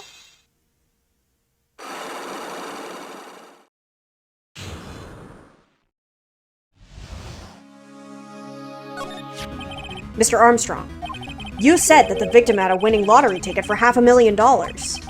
How did you know he had something like that in the first place? The man, he was listening to the radio with his earpiece. Maggey said something about that too. The winning number was announced on the news, I think. All of a sudden, he exploded. Yes, $500,000, he shouted. And the ticket. Oui, he had all of his tickets spread out on the table. I was so desperately in need of money, so I... Put the poison in his coffee. No, you naughty man. I simply helped myself to one of his tickets. What? The victim collapsed, and Maggey passed out. I thought to myself, pourquoi pas? He had so many of them. Yeah, but only one of them was the winning ticket, right? How could you do that, Mr. Armstrong? Maggey was arrested because of you. No, this is not true. I did not take it. The ticket for $500,000, I mean. But you just told us that you did. You said you took a ticket. Ma fille. It was not. That's enough. Huh? Ah! Mr. Godot! What the heck are you doing here? This is without a doubt the worst coffee I've ever tasted, Mr. Armstrong. You came in here for coffee? Does his craving for coffee know no bounds? Perhaps Mr. Armstrong stole one of the victim's tickets on the day in question. I am la airhead, no, just a pretty girl who everyone is laughing at. But in that case, Maggey shouldn't be the only one under suspicion. He had the wrong ticket. What? Mr. Armstrong made off with the winning ticket's pretty neighbor. So, the ticket he took was worthless? Not quite. He did win something. $1. You see, I am just a pretty face. Without my looks, I have nothing. So, what happened to the winning ticket then? The one he meant to steal? Indeed. What did happen to it? I don't like spoiling myself by watching trailers, so... We'll just wait and see how the movie turns out tomorrow, won't we?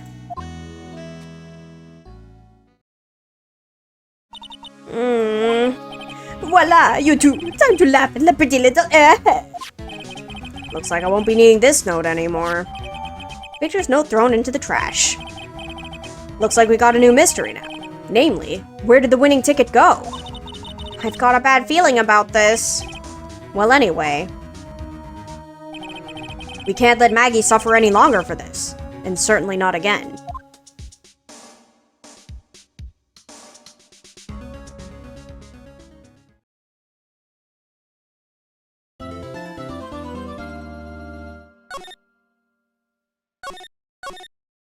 Let her suffer. Crazy.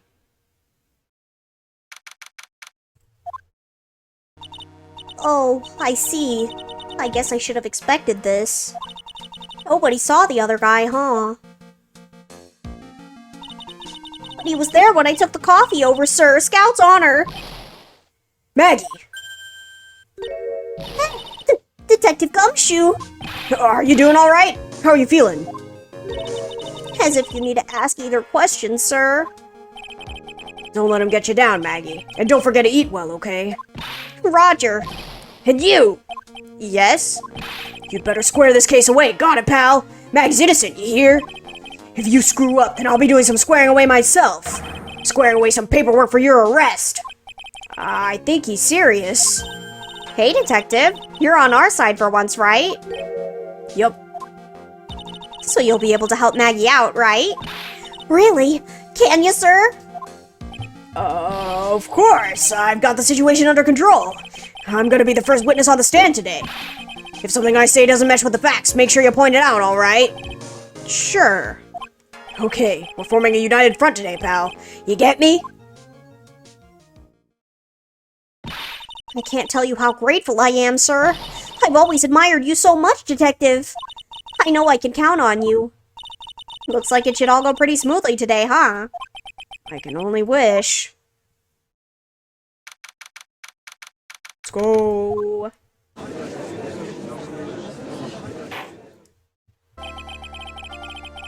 Court is now in session for the trial of Maggey Bird. The defense is ready, Your Honor.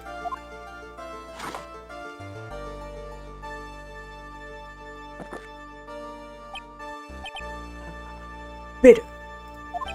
Mr. Wright. Yes, Your Honor? Ah! What's wrong? Nothing. It's just, whenever I addressed you in the previous trial, your response was, "You was talking to me?" It was a little, well, intimidating. No, that wasn't me. That was the phony Phoenix. I see. So our trusty Phoenix Wright is back with us now, is he? Our trusty? So, Mr. Godot, your opening statement, please. Mr. Trite, whether you're a fake or the real deal, we will find out soon enough through this trial today. But I can already tell you, I'm the real Phoenix Wright.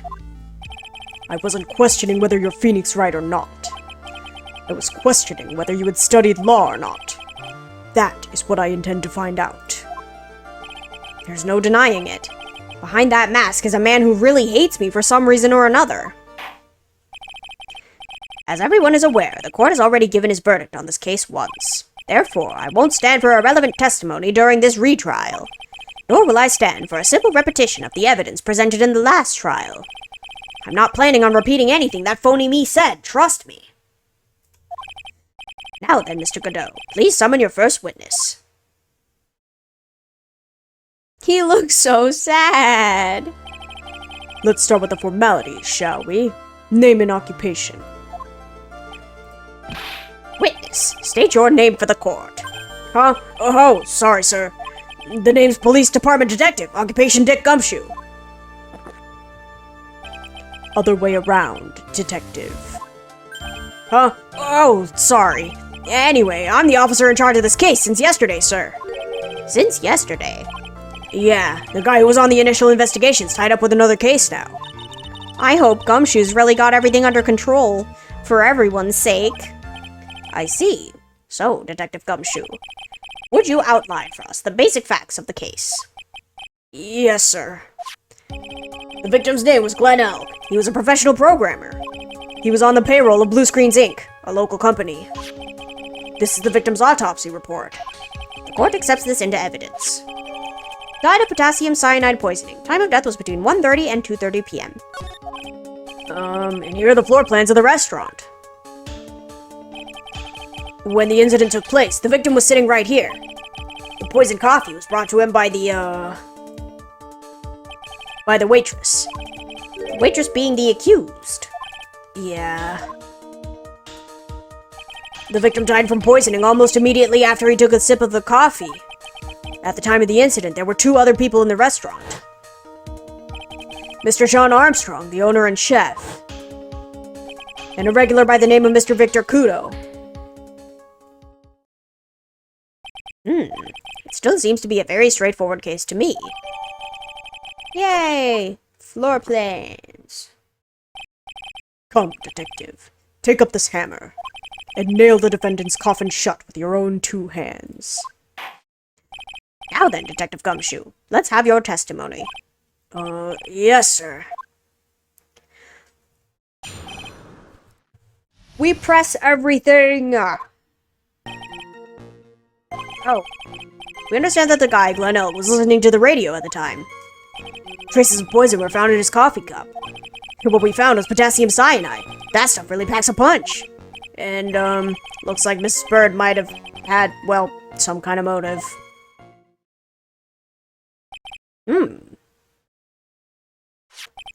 Using the dark, aromatic depths of coffee to conceal the poison. Classy lady.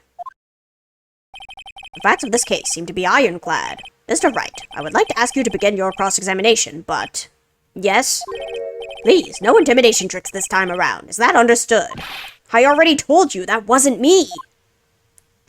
We would never. When the incident took place, the victim was alone at his table. Can I stop you for just a minute? Huh? What is it? Did I say something that contradicts the evidence? He's so desperate for that to be true, he's practically crying. Your testimony just now doesn't match the testimony given by Miss Bird. She claims that there was another man at the victim's table. Yeah, that's what she said. And What killer wouldn't say that when faced with a homicide conviction? Hey! Sadly, her testimony isn't supported by the owner or the other customer. Isn't that right, Detective Gumshoe? Yeah, it's true. Their two testimonies tie up on that. They both say that there was no other guy at the table. What should I do? Should I press on this point a little harder or not? Press harder! Well, maybe the other witnesses just missed it. Perhaps their view of the victim's table was obscured in some way. Huh. That argument is as weak as the coffee at Tribulations, Wright. I have here in my possession a ticket. A ticket? Looks more like a photo to me. Yes, a one-way ticket to Guiltyville. Population the defendant.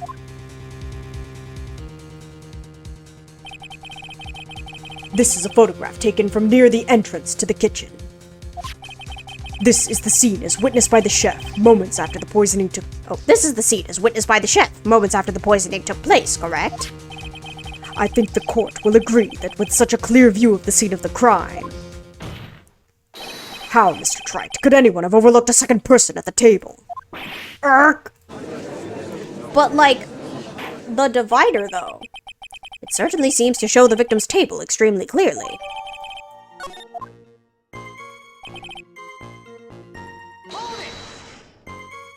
He was listening to his radio, you say? Yeah, he had a portable radio in his chest pocket. Maggey told us that too, didn't she? Something about how one of them had some sort of earpiece. What should I do? Should I press on this point a little harder or not? Harder. And what was it that the victim was listening to on the radio, Detective Gumshoe? Huh? How should I know? Thanks a lot. We're now one step closer to the middle of nowhere. This isn't going very well, is it? Detective, could you perhaps tell us about the poison and how it was used?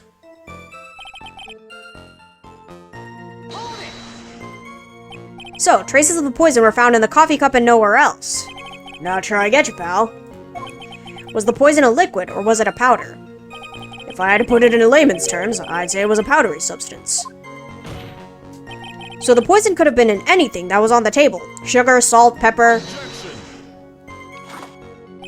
Huh. Do you put salt and pepper in your coffee, Wright?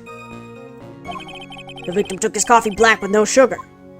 It seems that the poison could only have been in the coffee. What should I do? Should I press harder or not? Are you absolutely certain that the victim even drank any of his coffee? Huh? What do you mean? According to this file, the poison was found in the victim's coffee cup.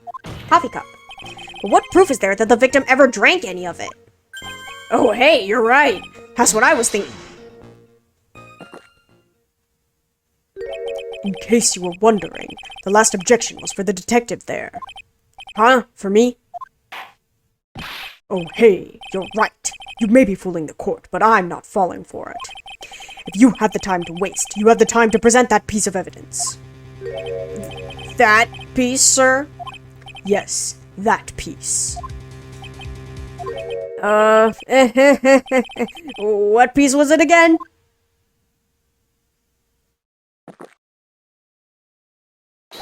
This. Should I be grateful this coffee's only hot enough to give me first-degree burns? Oh, now I remember. This is the, victim's coffee cup. Yes, the victim's cup. Take a good look at the rim. Oh, yes, it's unmistakable. There's clearly a coffee stain on it. Conclusive proof that the victim did drink the poisoned coffee that was in this cup. The victim gulped down the bitter... For the record, the only prints on the cup were the victims and the defendants. Okay. Upon further investigation of the cup, we found a certain chemical substance. Potassium cyanide. I've heard of that chemical before. Exactly how strong is this poison, Detective Gumshoe? It's, well, the stuff's lethal. Eat too much in your history. How much is too much? A lethal dose is 0.2 grams. That's about enough to finish anyone off. 0.2 grams? How much is that? You know when you swab your ears for earwax? Yeah, about that much. Earwax, huh? Sounds like something Gumshoe's got an abundance of. Such a small quantity of poison could have been concealed anywhere.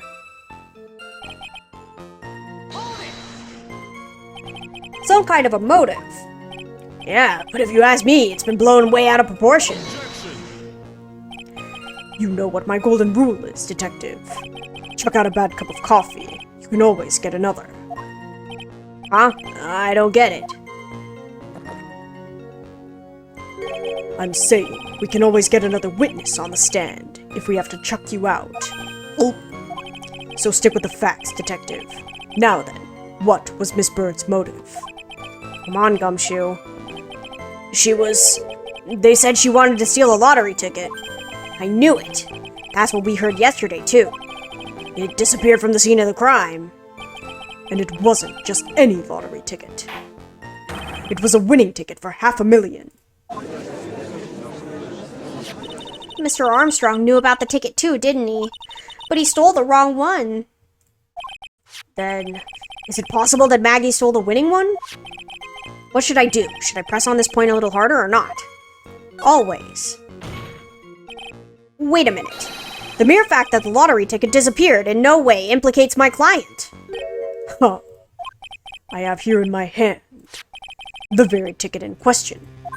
That's the $500,000 lottery ticket.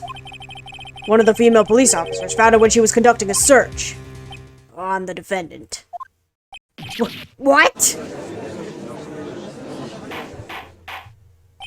Order. Ha. Ha. She was quite the lucky bird, our little waitress. You will submit that ticket as evidence to the court immediately. I'd better keep an eye on that ticket. The way the judge's voice is quivering. A winning ticket for $500,000 found during a body search of Maggey. This ticket was presented to court in the previous trial, too. But it feels heavier now, somehow. $500,000, you say? It's just a scrap of paper. What matters is where it was found, Your Honor. And that's on Maggey's person, unfortunately. That's enough. The facts of this case seem overwhelmingly clear to me. The defendant had ample opportunity to commit the crime of which she was charged. Furthermore, it seems beyond reasonable doubt that she did indeed commit this crime. I like an old man who knows the score. There's also the matter of the $500,000 lottery ticket. That alone provides a very credible motive. I mean, for that sum of money, even I might be tempted to bend the rules. I don't mind an old man who's weak to the siren call of money. Not good, Nick. The evidence against Maggey's starting to pile up fast. Yeah, that's because the court has ruled guilty once already. I'd say it's about time to wrap up this repeat performance with one final, decisive piece of evidence.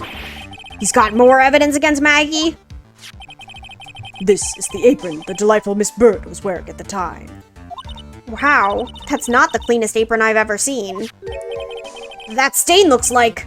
It can't be blood, can it? Ah, it seems the star of our play was a little flustered. And somehow spilled coffee on herself. The coffee? That's not exactly the first thing that caught my eye. Of course, the coffee stain isn't the most interesting thing about this apron. No, there is something else that stands out even more. Something else? I presume you mean... Of course. I'm referring to the pocket. The... pocket? A search carried out right after the incident uncovered this. Potassium cyanide. The very poison used by the killer was in her apron pocket. A bottle of poison? In Maggie's pocket? Yeah, and Maggie's prints were the only ones on it. What? Order, order, order. The court will accept these items into evidence. Worn by Maggey at the time of the incident. Has a small pocket but big stains. A deadly powdery poison bears Maggie's fingerprints found in her apron pocket. There's something that's still bothering me, Mr. Godot. Why have you not explained the bloodstain to the court? Bloodstain. What bloodstain would that be? Don't play games, prosecutor. The blood-colored stain that's smeared all over the apron. That's ridiculous. No one told me anything about a bloodstain. You don't need to be told, just look at it. Well, detective. Could this stain really be blood? No way, sir. It's just ketchup, sir. Ketchup? She must have gotten some on her apron while taking someone their breakfast that day. You could have spoken up about that a little sooner, Detective Gumshoe. Pull a stunt like that again, and I'll have you drink 17 cups of ketchup, witness. I thought everyone knew what it was already. I haven't seen anything yet to make me doubt the last ruling I made on this case. The motive, the opportunity, and the supporting evidence. They've all been clearly established. Well, Wright. It seems you really are a phony after all. You really know how to drive a man nuts. Witness, please continue with your testimony. Describe for the court the crime scene and the findings of your investigation there.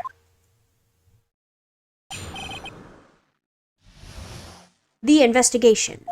The crime was reported at 2:25 p.m. by a kind of scary old man, sir. Poor Maggey had passed out from the shock. It must have been real tough for her. The victim didn't have any identification on him, but we figured out who he was pretty quick, and then the investigation went smoothly. When Maggey was searched, we found the lottery ticket and the bottle of poison. And that was it. There was nothing else missing from the crime scene. Objection. You identified the victim and secured your prime suspect. Very good. Last chance to convince the court you're a real lawyer, Wright. Don't count on any more cross-examinations after this one, so let the fun begin.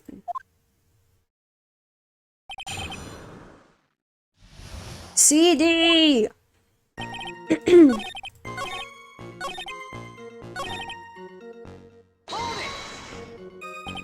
But the defendant had been passed out for a while, correct? In that case... Isn't it possible that someone planted the evidence in Maggie's pocket? Hey, yeah, you nailed it, pal. It happens to me all the time. We had a department party the other day, and when I got home, I was wearing the boss's shoes. Keep up this crazy testimony, detective, and those shoes will end up down your throat. Sorry. So, Wright, someone planted the evidence in Maggie's pocket.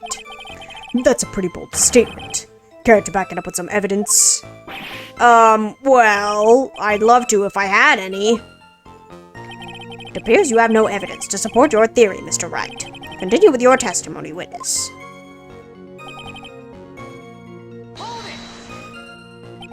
So the $500,000 lottery ticket and the bottle of poison were accounted for.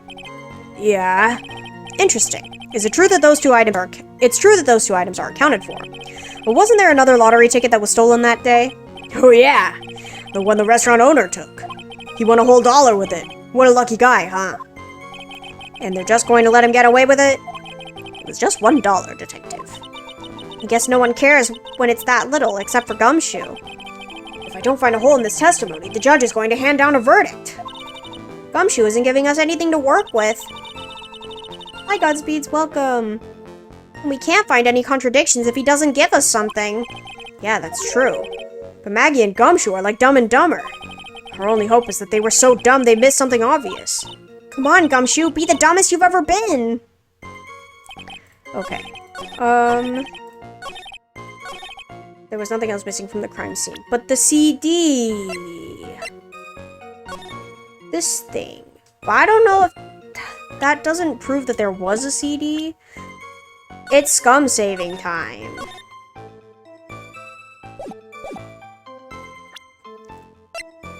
Okay.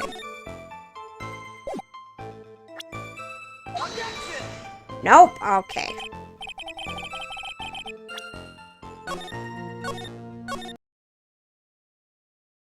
Guess we'll just press some of the other stuff too.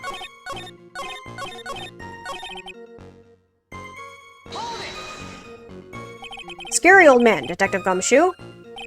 There's an old man who's a regular at the restaurant where the incident happened. Ah, we're obviously talking about the same old man.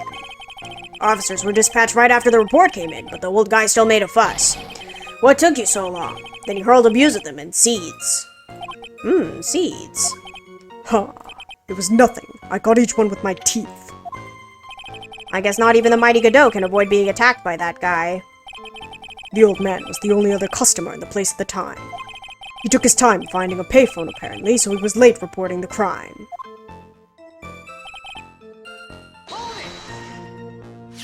How long was the defendant unconscious for?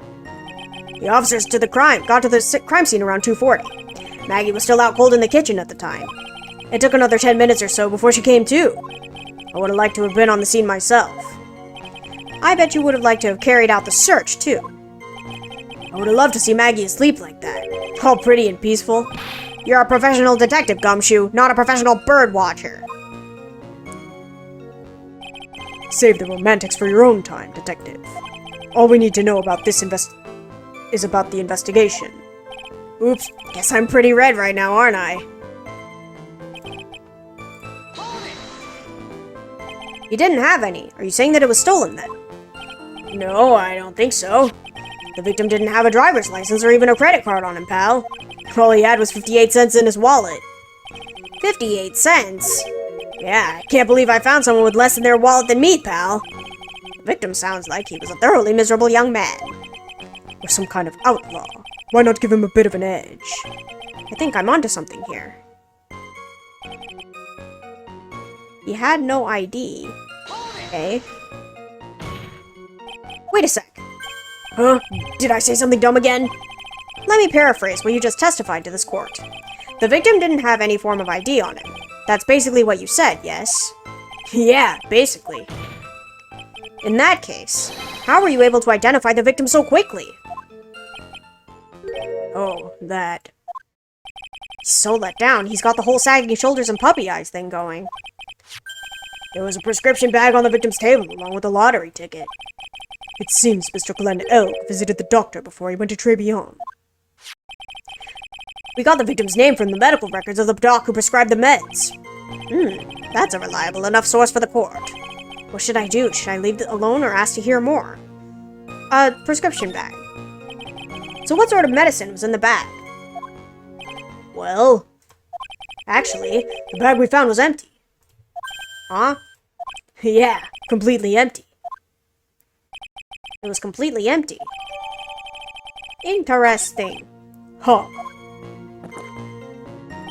You're entering an empty paper bag as evidence? Desperate, are you, Wright?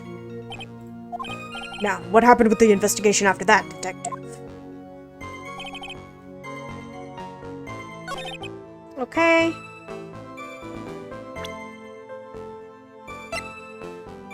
Raise an objection. We're gonna try.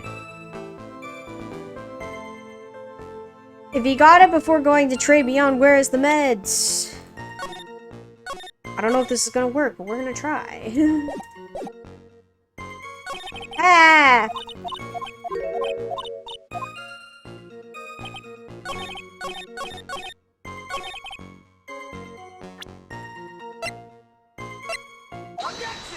Nice. Detective Gumshoe, I think I should point something out to you. There's just one small contradiction in your testimony. Oh, finally! I'm getting all anxious just waiting, so hurry up, will you? You testified that nothing else was missing from the crime scene. However, The prescription bag you mentioned was empty. Did the officers recover the medicine from the scene of the crime later? No, they didn't. The victim was given a prescription bag right before going to Tribulations. Where then did the medicine disappear to? You are too cool, pal! Let's go. Indeed. Due consideration wasn't given to the victim's prescription in the previous trial. Witness, why do you always overlook such vital pieces of evidence? I guess that's the most careless thing I've done so far, huh? The victim was killed by poison, and the victim's medicine mysteriously disappeared. The victim's own prescription could have been the lethal poison itself. Well, I don't know about that one. Order. Well, Mr. Godot, what do you have to say to that? That's all. What?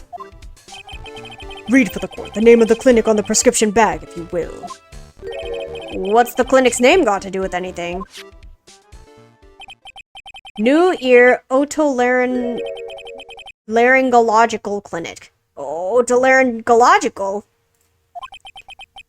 Just what kind of illness was the victim suffering from, Mr. Godot? Hardly an illness, Your Honor. More like a bitter war wound, you could say.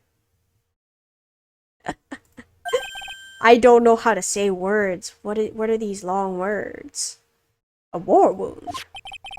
The day before the incident, Mr. L found himself in a fight. He took a blow to the side of the head and ruptured his eardrum. Ouchie. He ruptured his eardrum? Then what on earth was the prescription he was given? It was a cream that was to be applied topically inside his ear canal, not to be ingested. What?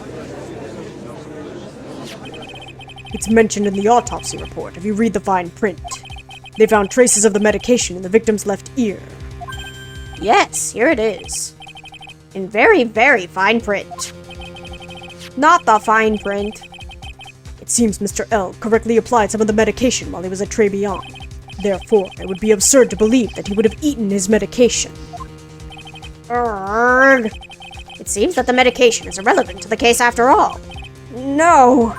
Nick, if you don't think of something quick, it'll all be over. She's right, but I can't get away with any old weak objection. What should I do? I mean, it disappeared, right? Like, we still don't know where it is. Only moments ago, Mr. Godot made the following statement. It seems Mr. L correctly applied some of his medication while he was at Tribulations. If that's the case, then why was the medication not found at the scene of the crime? But the medication in question was for topical use inside the ear canal. That doesn't change the fact that it could not be found at the crime scene. However insignificant it may seem, it's a lawyer's duty to pursue the truth. You know as well as I do that the medication is irrelevant. It hardly seems likely that a prescription drug would contain potassium cyanide. It hardly seems likely that the coffee the waitress served would contain it either. But it did. The possibility is undeniable. That is enough. Mr. Godot, is the detective the only witness the prosecution wishes to call? Mr. Godot. I've got my own witness I'd like to call, sir. He's the old man who was there in the restaurant on the day of the murder. Victor Kudo, the pigeon hater. Very well. The matter of the disappearing medication seems little more than trivial at best. However, it wasn't explored at all in the previous trial, and that is something that bothers me. Yay! Good job, Nick! The court will adjourn for a 10-minute recess, after which we will hear the prosecution's next witness. Huh. I suppose this means I'll just have to finish you off in my last 6 cups. Court is adjourned for recess. He's already had... Wait, how many does he say he had? Is it 17 or 13? I forgot. Phew! That was close. Tell me about it. I nearly died in there. That's my line, sir. No, it's my line. I think I really did die a little bit. 17? Right, he's already had 11? No way. Looks like we all nearly died in there. I can't believe Detective Gumshoe. How could he betray us like that? Huh? He said he'd help me, but he totally set me up. I don't think he meant to do that, Maggey. He was backed into a corner. I mean, the guy's gotta do his job, right? It's okay. I know all about lies and betrayal. I've had them my whole life. But it really hurt this time. It felt like someone punched me hard in the stomach. I hate that guy. I don't ever want to see him again. Poor Gumshoe. So the next witness is going to be that old guy from the park, right? Yeah, Mr. Kudo. Lover of waitress outfits and projectile seeds. I bet he's gonna be really stubborn. I mean, he's pretty set in his ways, you know. Yeah, he's a big old grouch. Are you going to be able to handle him, Nick? Yeah, I could take whatever he throws at me, even those never-ending bird seeds.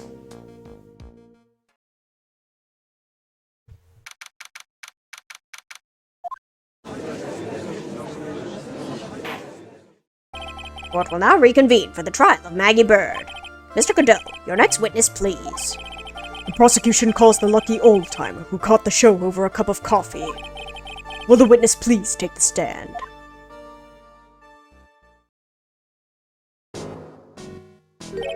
Name and occupation, if you don't mind.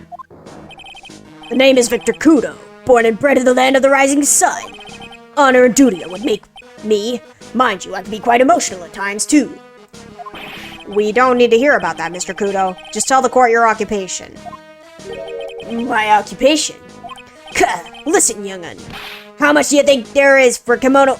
How much call do you think there is for kimono embroidery here? Posted a meme in the server? I'll go check it out later. Kimono embroidery? That's what I did back in Japan. I embroidered family crests on kimonos. My ancestors were embroidering kimonos before this country even existed. Wow, a real craftsman. They're a dying breed. Hey, maybe you could embroider my costume sometime. Anyway, like I said, there's not much demand for that kind of thing here. So I had to take a job working the cash register at a burger joint, pretending to smile. That burger joint would have been better off putting him in the kitchen. Now then, witness, were you in the restaurant at the time of the incident? Oh yes, I was eating some seeds over a cup of Javachino. Seeds? What do you think these are? I see. So you saw everything that happened, Gramps. Did I? Oh yes I did. I saw it all. Then please tell the court. We're all ears. Sure. I'll tell you every last detail. He's really getting into this. Let's go.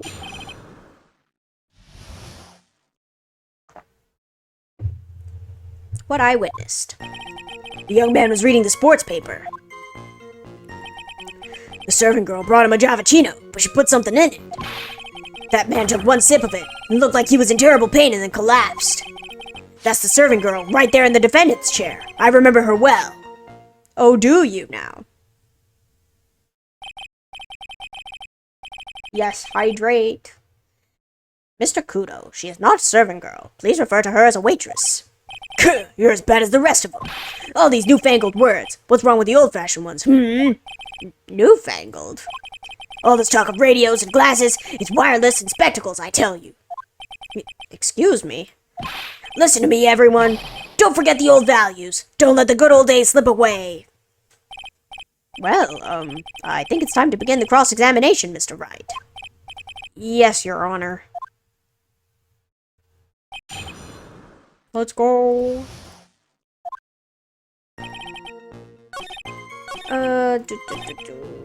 Okay. You said I remember her well in reference to the waitress. Did you have any particular features that you can identify her by? Particular features? It's a disgrace, that's what it is. Sorry? You can see all the way up to her, you know, she's practically naked in that uniform.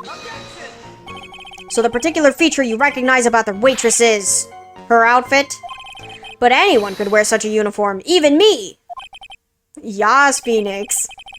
Mr. Wright, please spare the court any further mental anguish from that image. Don't get all excited, Nick. You've got to keep yourself together. I guess I got a bit carried away. There are other things I recognize about her, too.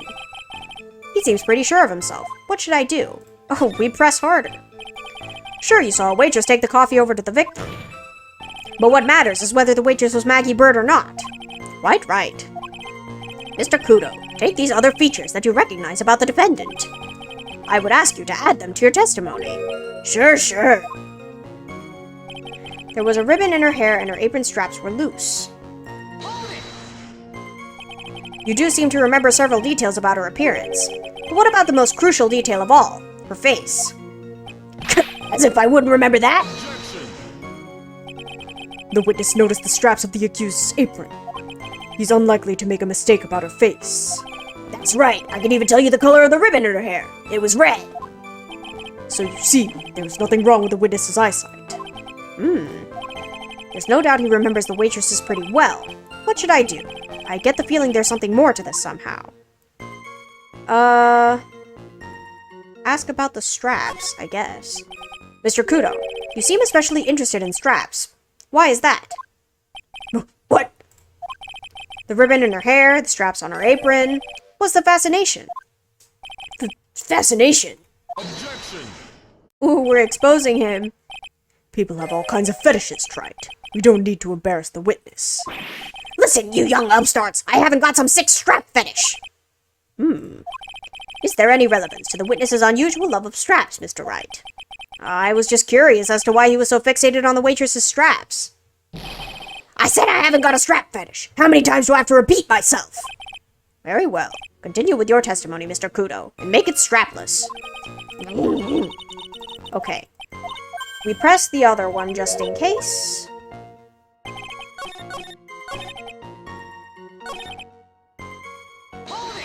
And we ask about her back.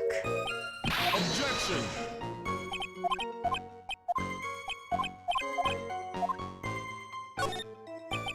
The identifying features you described are all things you would see from the back. So what?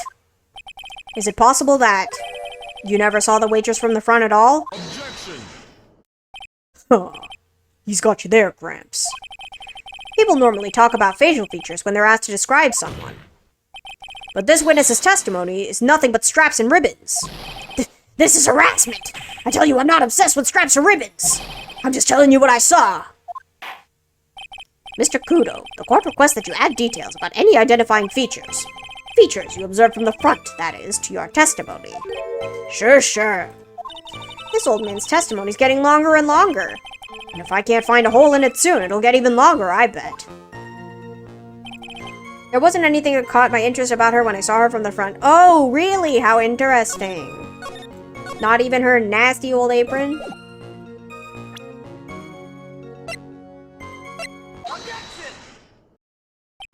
Mr. Kudo, I would like you to please take a look at this.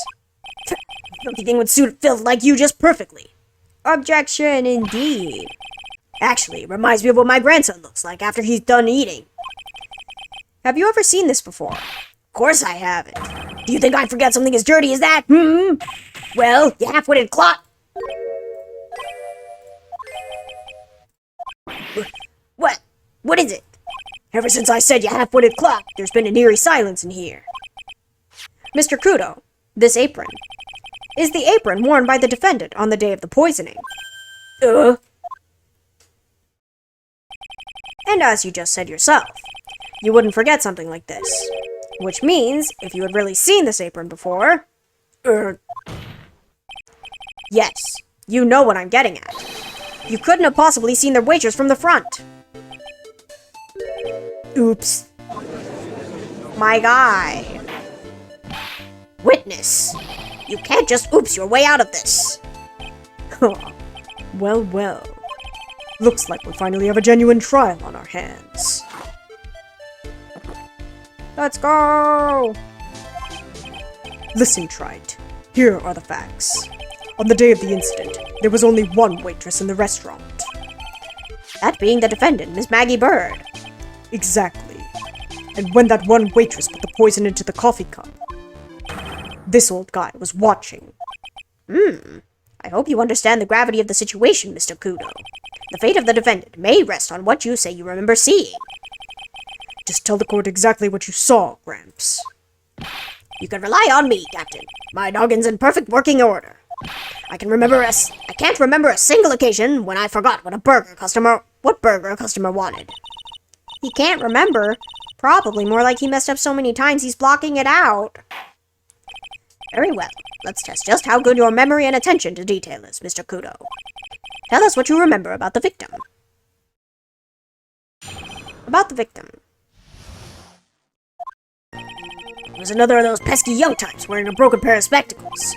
He had a newspaper in his right hand, and the noisy brat kept rustling its pages. The young man was listening to the wireless. I remember that well.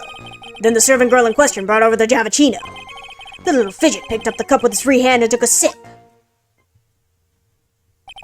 That testimony we just heard was to test how credible the witness's memory is. It seems to me that he remembers the victim in a great deal of detail. Oh yes, I hate those you-know-what types who are so vague about everything. How are we going to handle this, Nick? We only need to do one thing. We just need to prove that the old man's memory is shot. Just trip him up, you mean? Isn't that kind of cruel? I suppose, but it's what I do best. Let's go.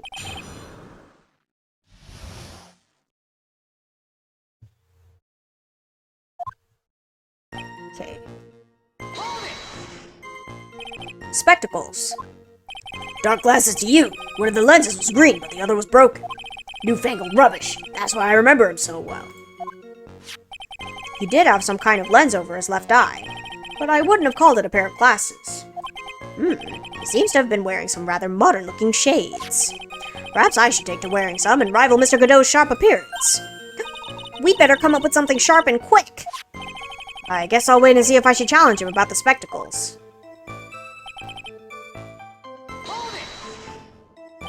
The newspaper was a sports paper, wasn't it? That young hooligan, I nearly asked him, can't you even read without fidgeting? How was I supposed to be able to read the back page with all the wrestling going on? I need to find out if Gus and Braun retained his championship title. It was his paper, not yours. If you wanted to know so bad, why didn't you buy your own? What are you looking at me like that for? How dare you judge me? Ow! Ow! Guts and Braun got beaten yesterday, by the way. Anyway. A wireless. That decadent young rascal. In my day, it was one or the other. Read the paper or listen to the wireless. Oh boy. And using an earpiece. It's selfish, that's what it is. I was straining my ears, but I couldn't catch any of it. Was he that desperate to listen to the radio? What are you looking at me like that for? How dare you feel sorry for me? Ow! Ow!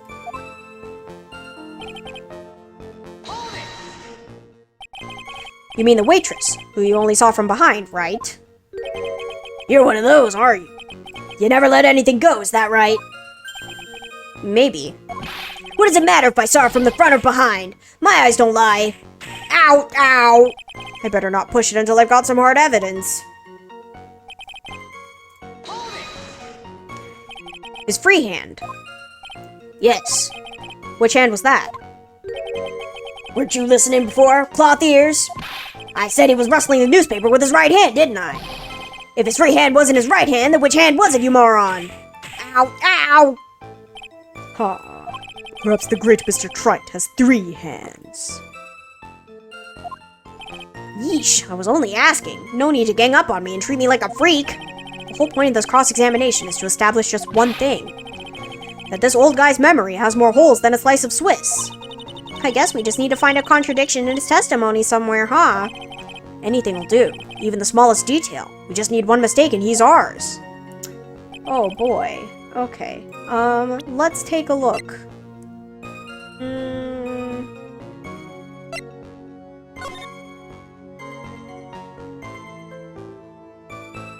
There's doodles on it, but it doesn't really tell me anything. Victim's handwriting.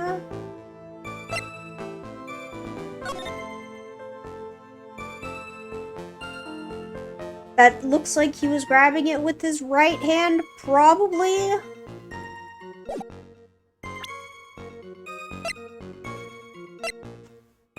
Covered in the victim and Maggie's fingerprints, that's fine.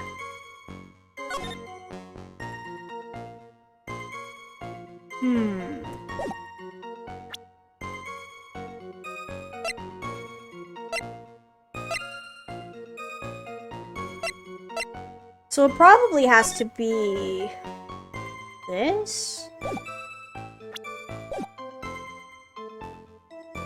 Wearing a broken pair of spectacles. Left eardrum was ruptured the day before the incident. So the thing was in his right ear. He had a newspaper in his right hand. The young man was listening to the wireless. Then the serving girl in question brought over the Javachino. The little fidget picked up the cup with his free hand and took a sip. I don't know. Paper on the right hand? Yeah. Paper on the right hand, but then he said this was also the right hand, but he doesn't have two right hands.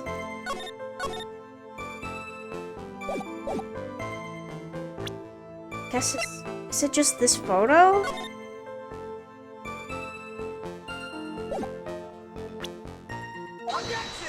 Nope, it's not the photo.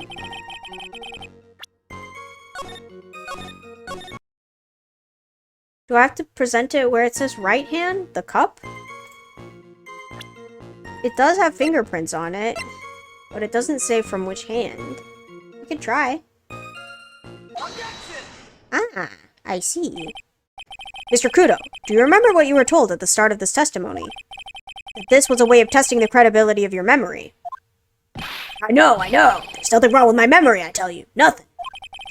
If I got anything wrong, I'll eat the seeds and sing the pigeon song. Care to tell us where this is going, Wright? According to Mr. Kudo, the victim was holding the paper in his right hand, while drinking coffee with his free hand, which would make that his left. What's this, kindergarten? Oh, wait, because of the coffee stain. I see. Because you would have to hold it with your right hand here. I see. But I would like the court to please take a look at this. That's the cup the victim used, correct? Yes, and on the rim you'll notice the mark left by the victim's lips. Yes, there's a stain left by the coffee. If you consider where that stain is, you'll clearly see that the victim was holding the cup in his right hand. But how? Well, Mr. Kudo, the court is waiting for your epic performance. You said you'd eat those seeds and sing the pigeon song. Ah! Sing, boy, sing. Mr. Kudo, I'm afraid this is simply not acceptable. I think the witness had better go back to the park where he came from. Wait! If you think I'm gonna stand here and listen you tell me I'm mad, you're wrong. I don't care about that dirty coffee cup. I know what I saw. You still insist on your testimony. That young brat was holding the cup in his left hand. Oh yes, no question. I'm a good law-abiding citizen, I am. It's that dead young hotpot and you spiky-haired yahoo who are at fault. Who, me? Thank you, old man. We've heard quite enough from you already. Don't call me old man, old man. Been around for 68 years, I have. You can't ignore me. Listen to what I've got to say. I'm sorry, Mr. Kudo, but... Sure, why not hear a little more? Mr. Godot! But this is my 16th cup of coffee, so this is your final stand. Thank you, Captain. You can rely on Victor. He do be munching on those seeds. Left hand or right hand? The boy was wearing the earpiece on the same side as the green lens of his specs. Kept fiddling with it all the time. That's his left side. But that shouldn't be right. He ruptured this eardrum. He was fiddling with it just before he picked up the cup, too. And then he used the same hand to pick up the cup, his left hand. You know that the victim was wearing an unusual monocle over his left eye. It wasn't a monocle, Your Honor. It's a small computer monitor often used by programmers. A monitor? You mean like a television screen? The inside of the lens is a screen that displays computer data. It's called an HMD. It's a common tool in the victim's line of work. HD, TV, DVD, CD, all these newfangled letters drive me mad, but they don't matter. I know what I saw and I'm telling the truth. It's true. He doesn't seem to be lying. And those are the facts, in good old black and white. But the eardrum. Eardrum.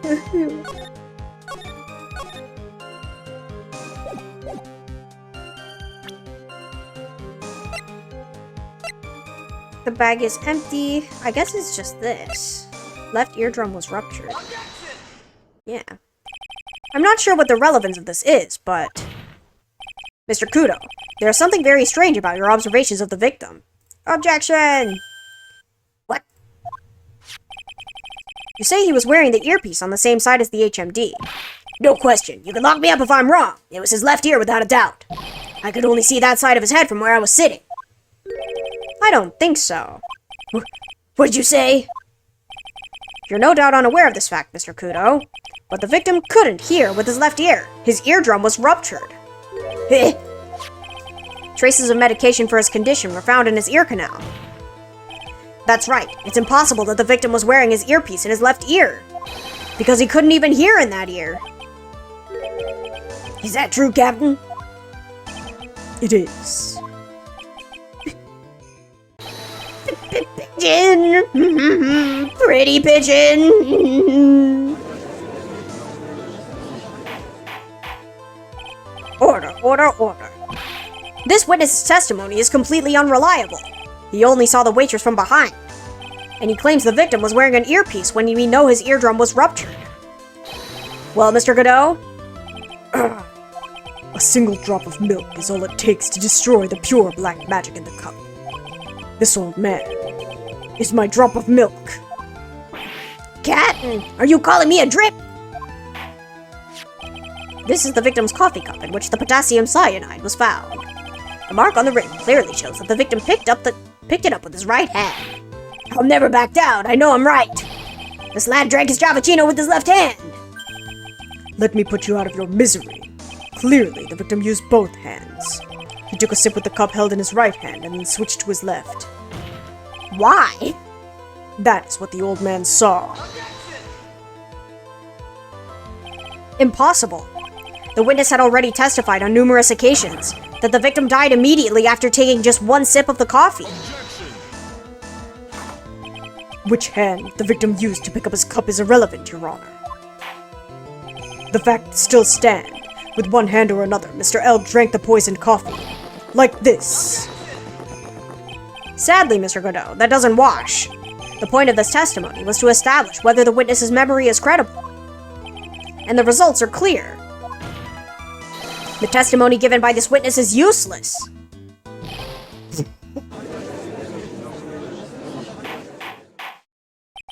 I believe it is time to conclude today's proceedings. I am satisfied with the witness is not deceiving the court.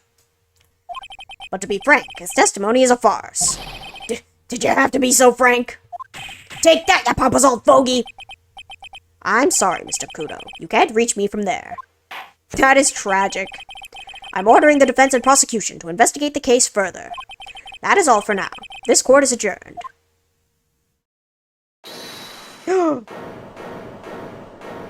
Wait! If we stop now, where does that leave me?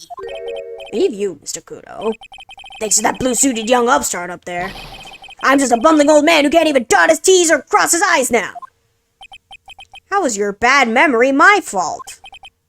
I'm sorry, Mr. Kudo, but there's nothing I can do. I've kept my mouth shut until now, but there's something else the court should know. What? There's more? To be perfectly honest, it might not be anything, but I want another chance. I want another crack at you, young shark. Me? He's looking at me like I'm some sort of evil shogun. Well, everyone, what do you say to one final showdown? The final chapter in this eccentric old man's scrapbook. Sorry, Gramps. I've already had my 17th cup of coffee. What have you got to lose, Captain? I'll give you all the Javachino you want if you come to my house after the trial. I may be 68 years old, but Victor Kudo is still a man. That is enough, witness. I believe it will be quicker for the court to just hear your testimony. You bet, much, much quicker. I can't believe this is happening. Ha ha ha. You better get ready, youngster. I get the picture. Just quit throwing those seeds at me, would you? He's gotta be using some sort of infinite ammo code with that box of seeds. The final showdown. First of all, I want to stress that this might be nothing. I'm not too sure myself. The young boy slumped over the table as soon as he took one sip of his Javachino. Well, the clumsy idiot upset the vase. He knocked it right over. It broke and the strip of cloth covering the table got completely soaked. Well, how about that? Turn things upside down, Eh?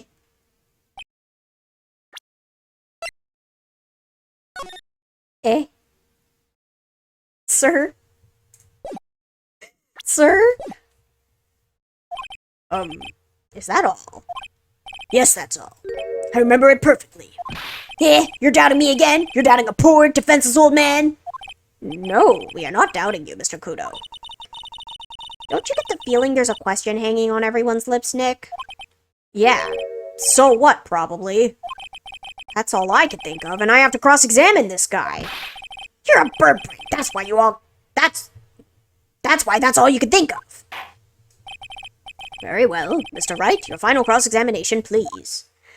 My guy. My guy.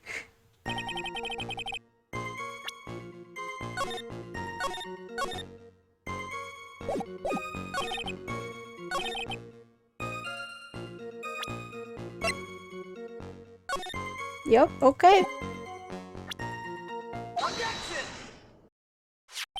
Mr. Kudo, this is a photograph of the crime scene. So what? Look carefully at the table. The vase is there, intact. Huh? Lost your tongue, Granddad? I'm no granddad of yours, Hopscotch! Ow, ow! Enough. If you throw any more seeds in this courtroom, the cleaners will be here all night. Ah! What is it now? I just remembered something. Yes, go on. The broken vase! It was on my table. What? Well, you see. It startled me when that young lad collapsed, so I stood up. That must have been when it fell over. The vase on my table, I mean. The vase on your table. Yes, it was on my table. And that's how my groin came to be completely soaked. My guy.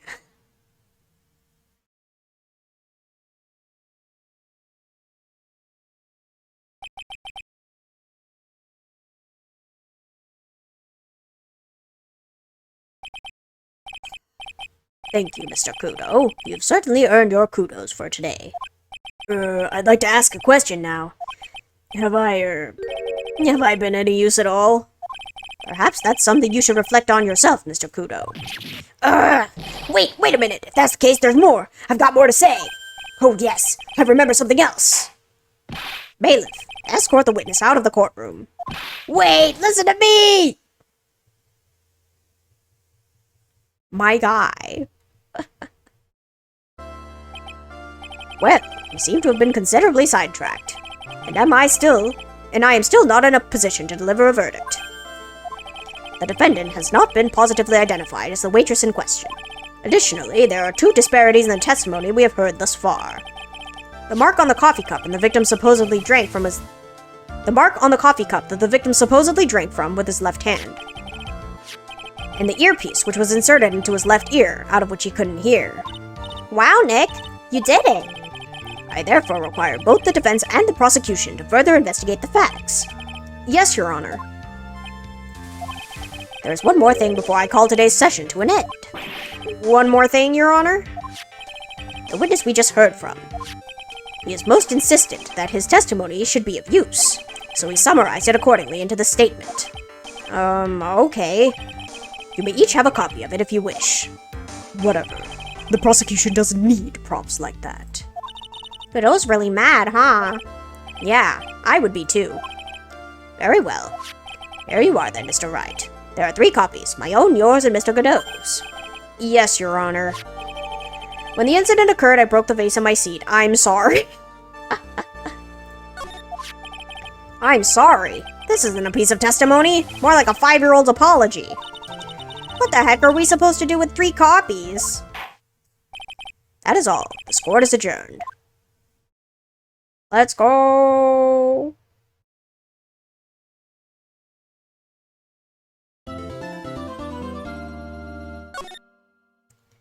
And I think that is where we will end for today.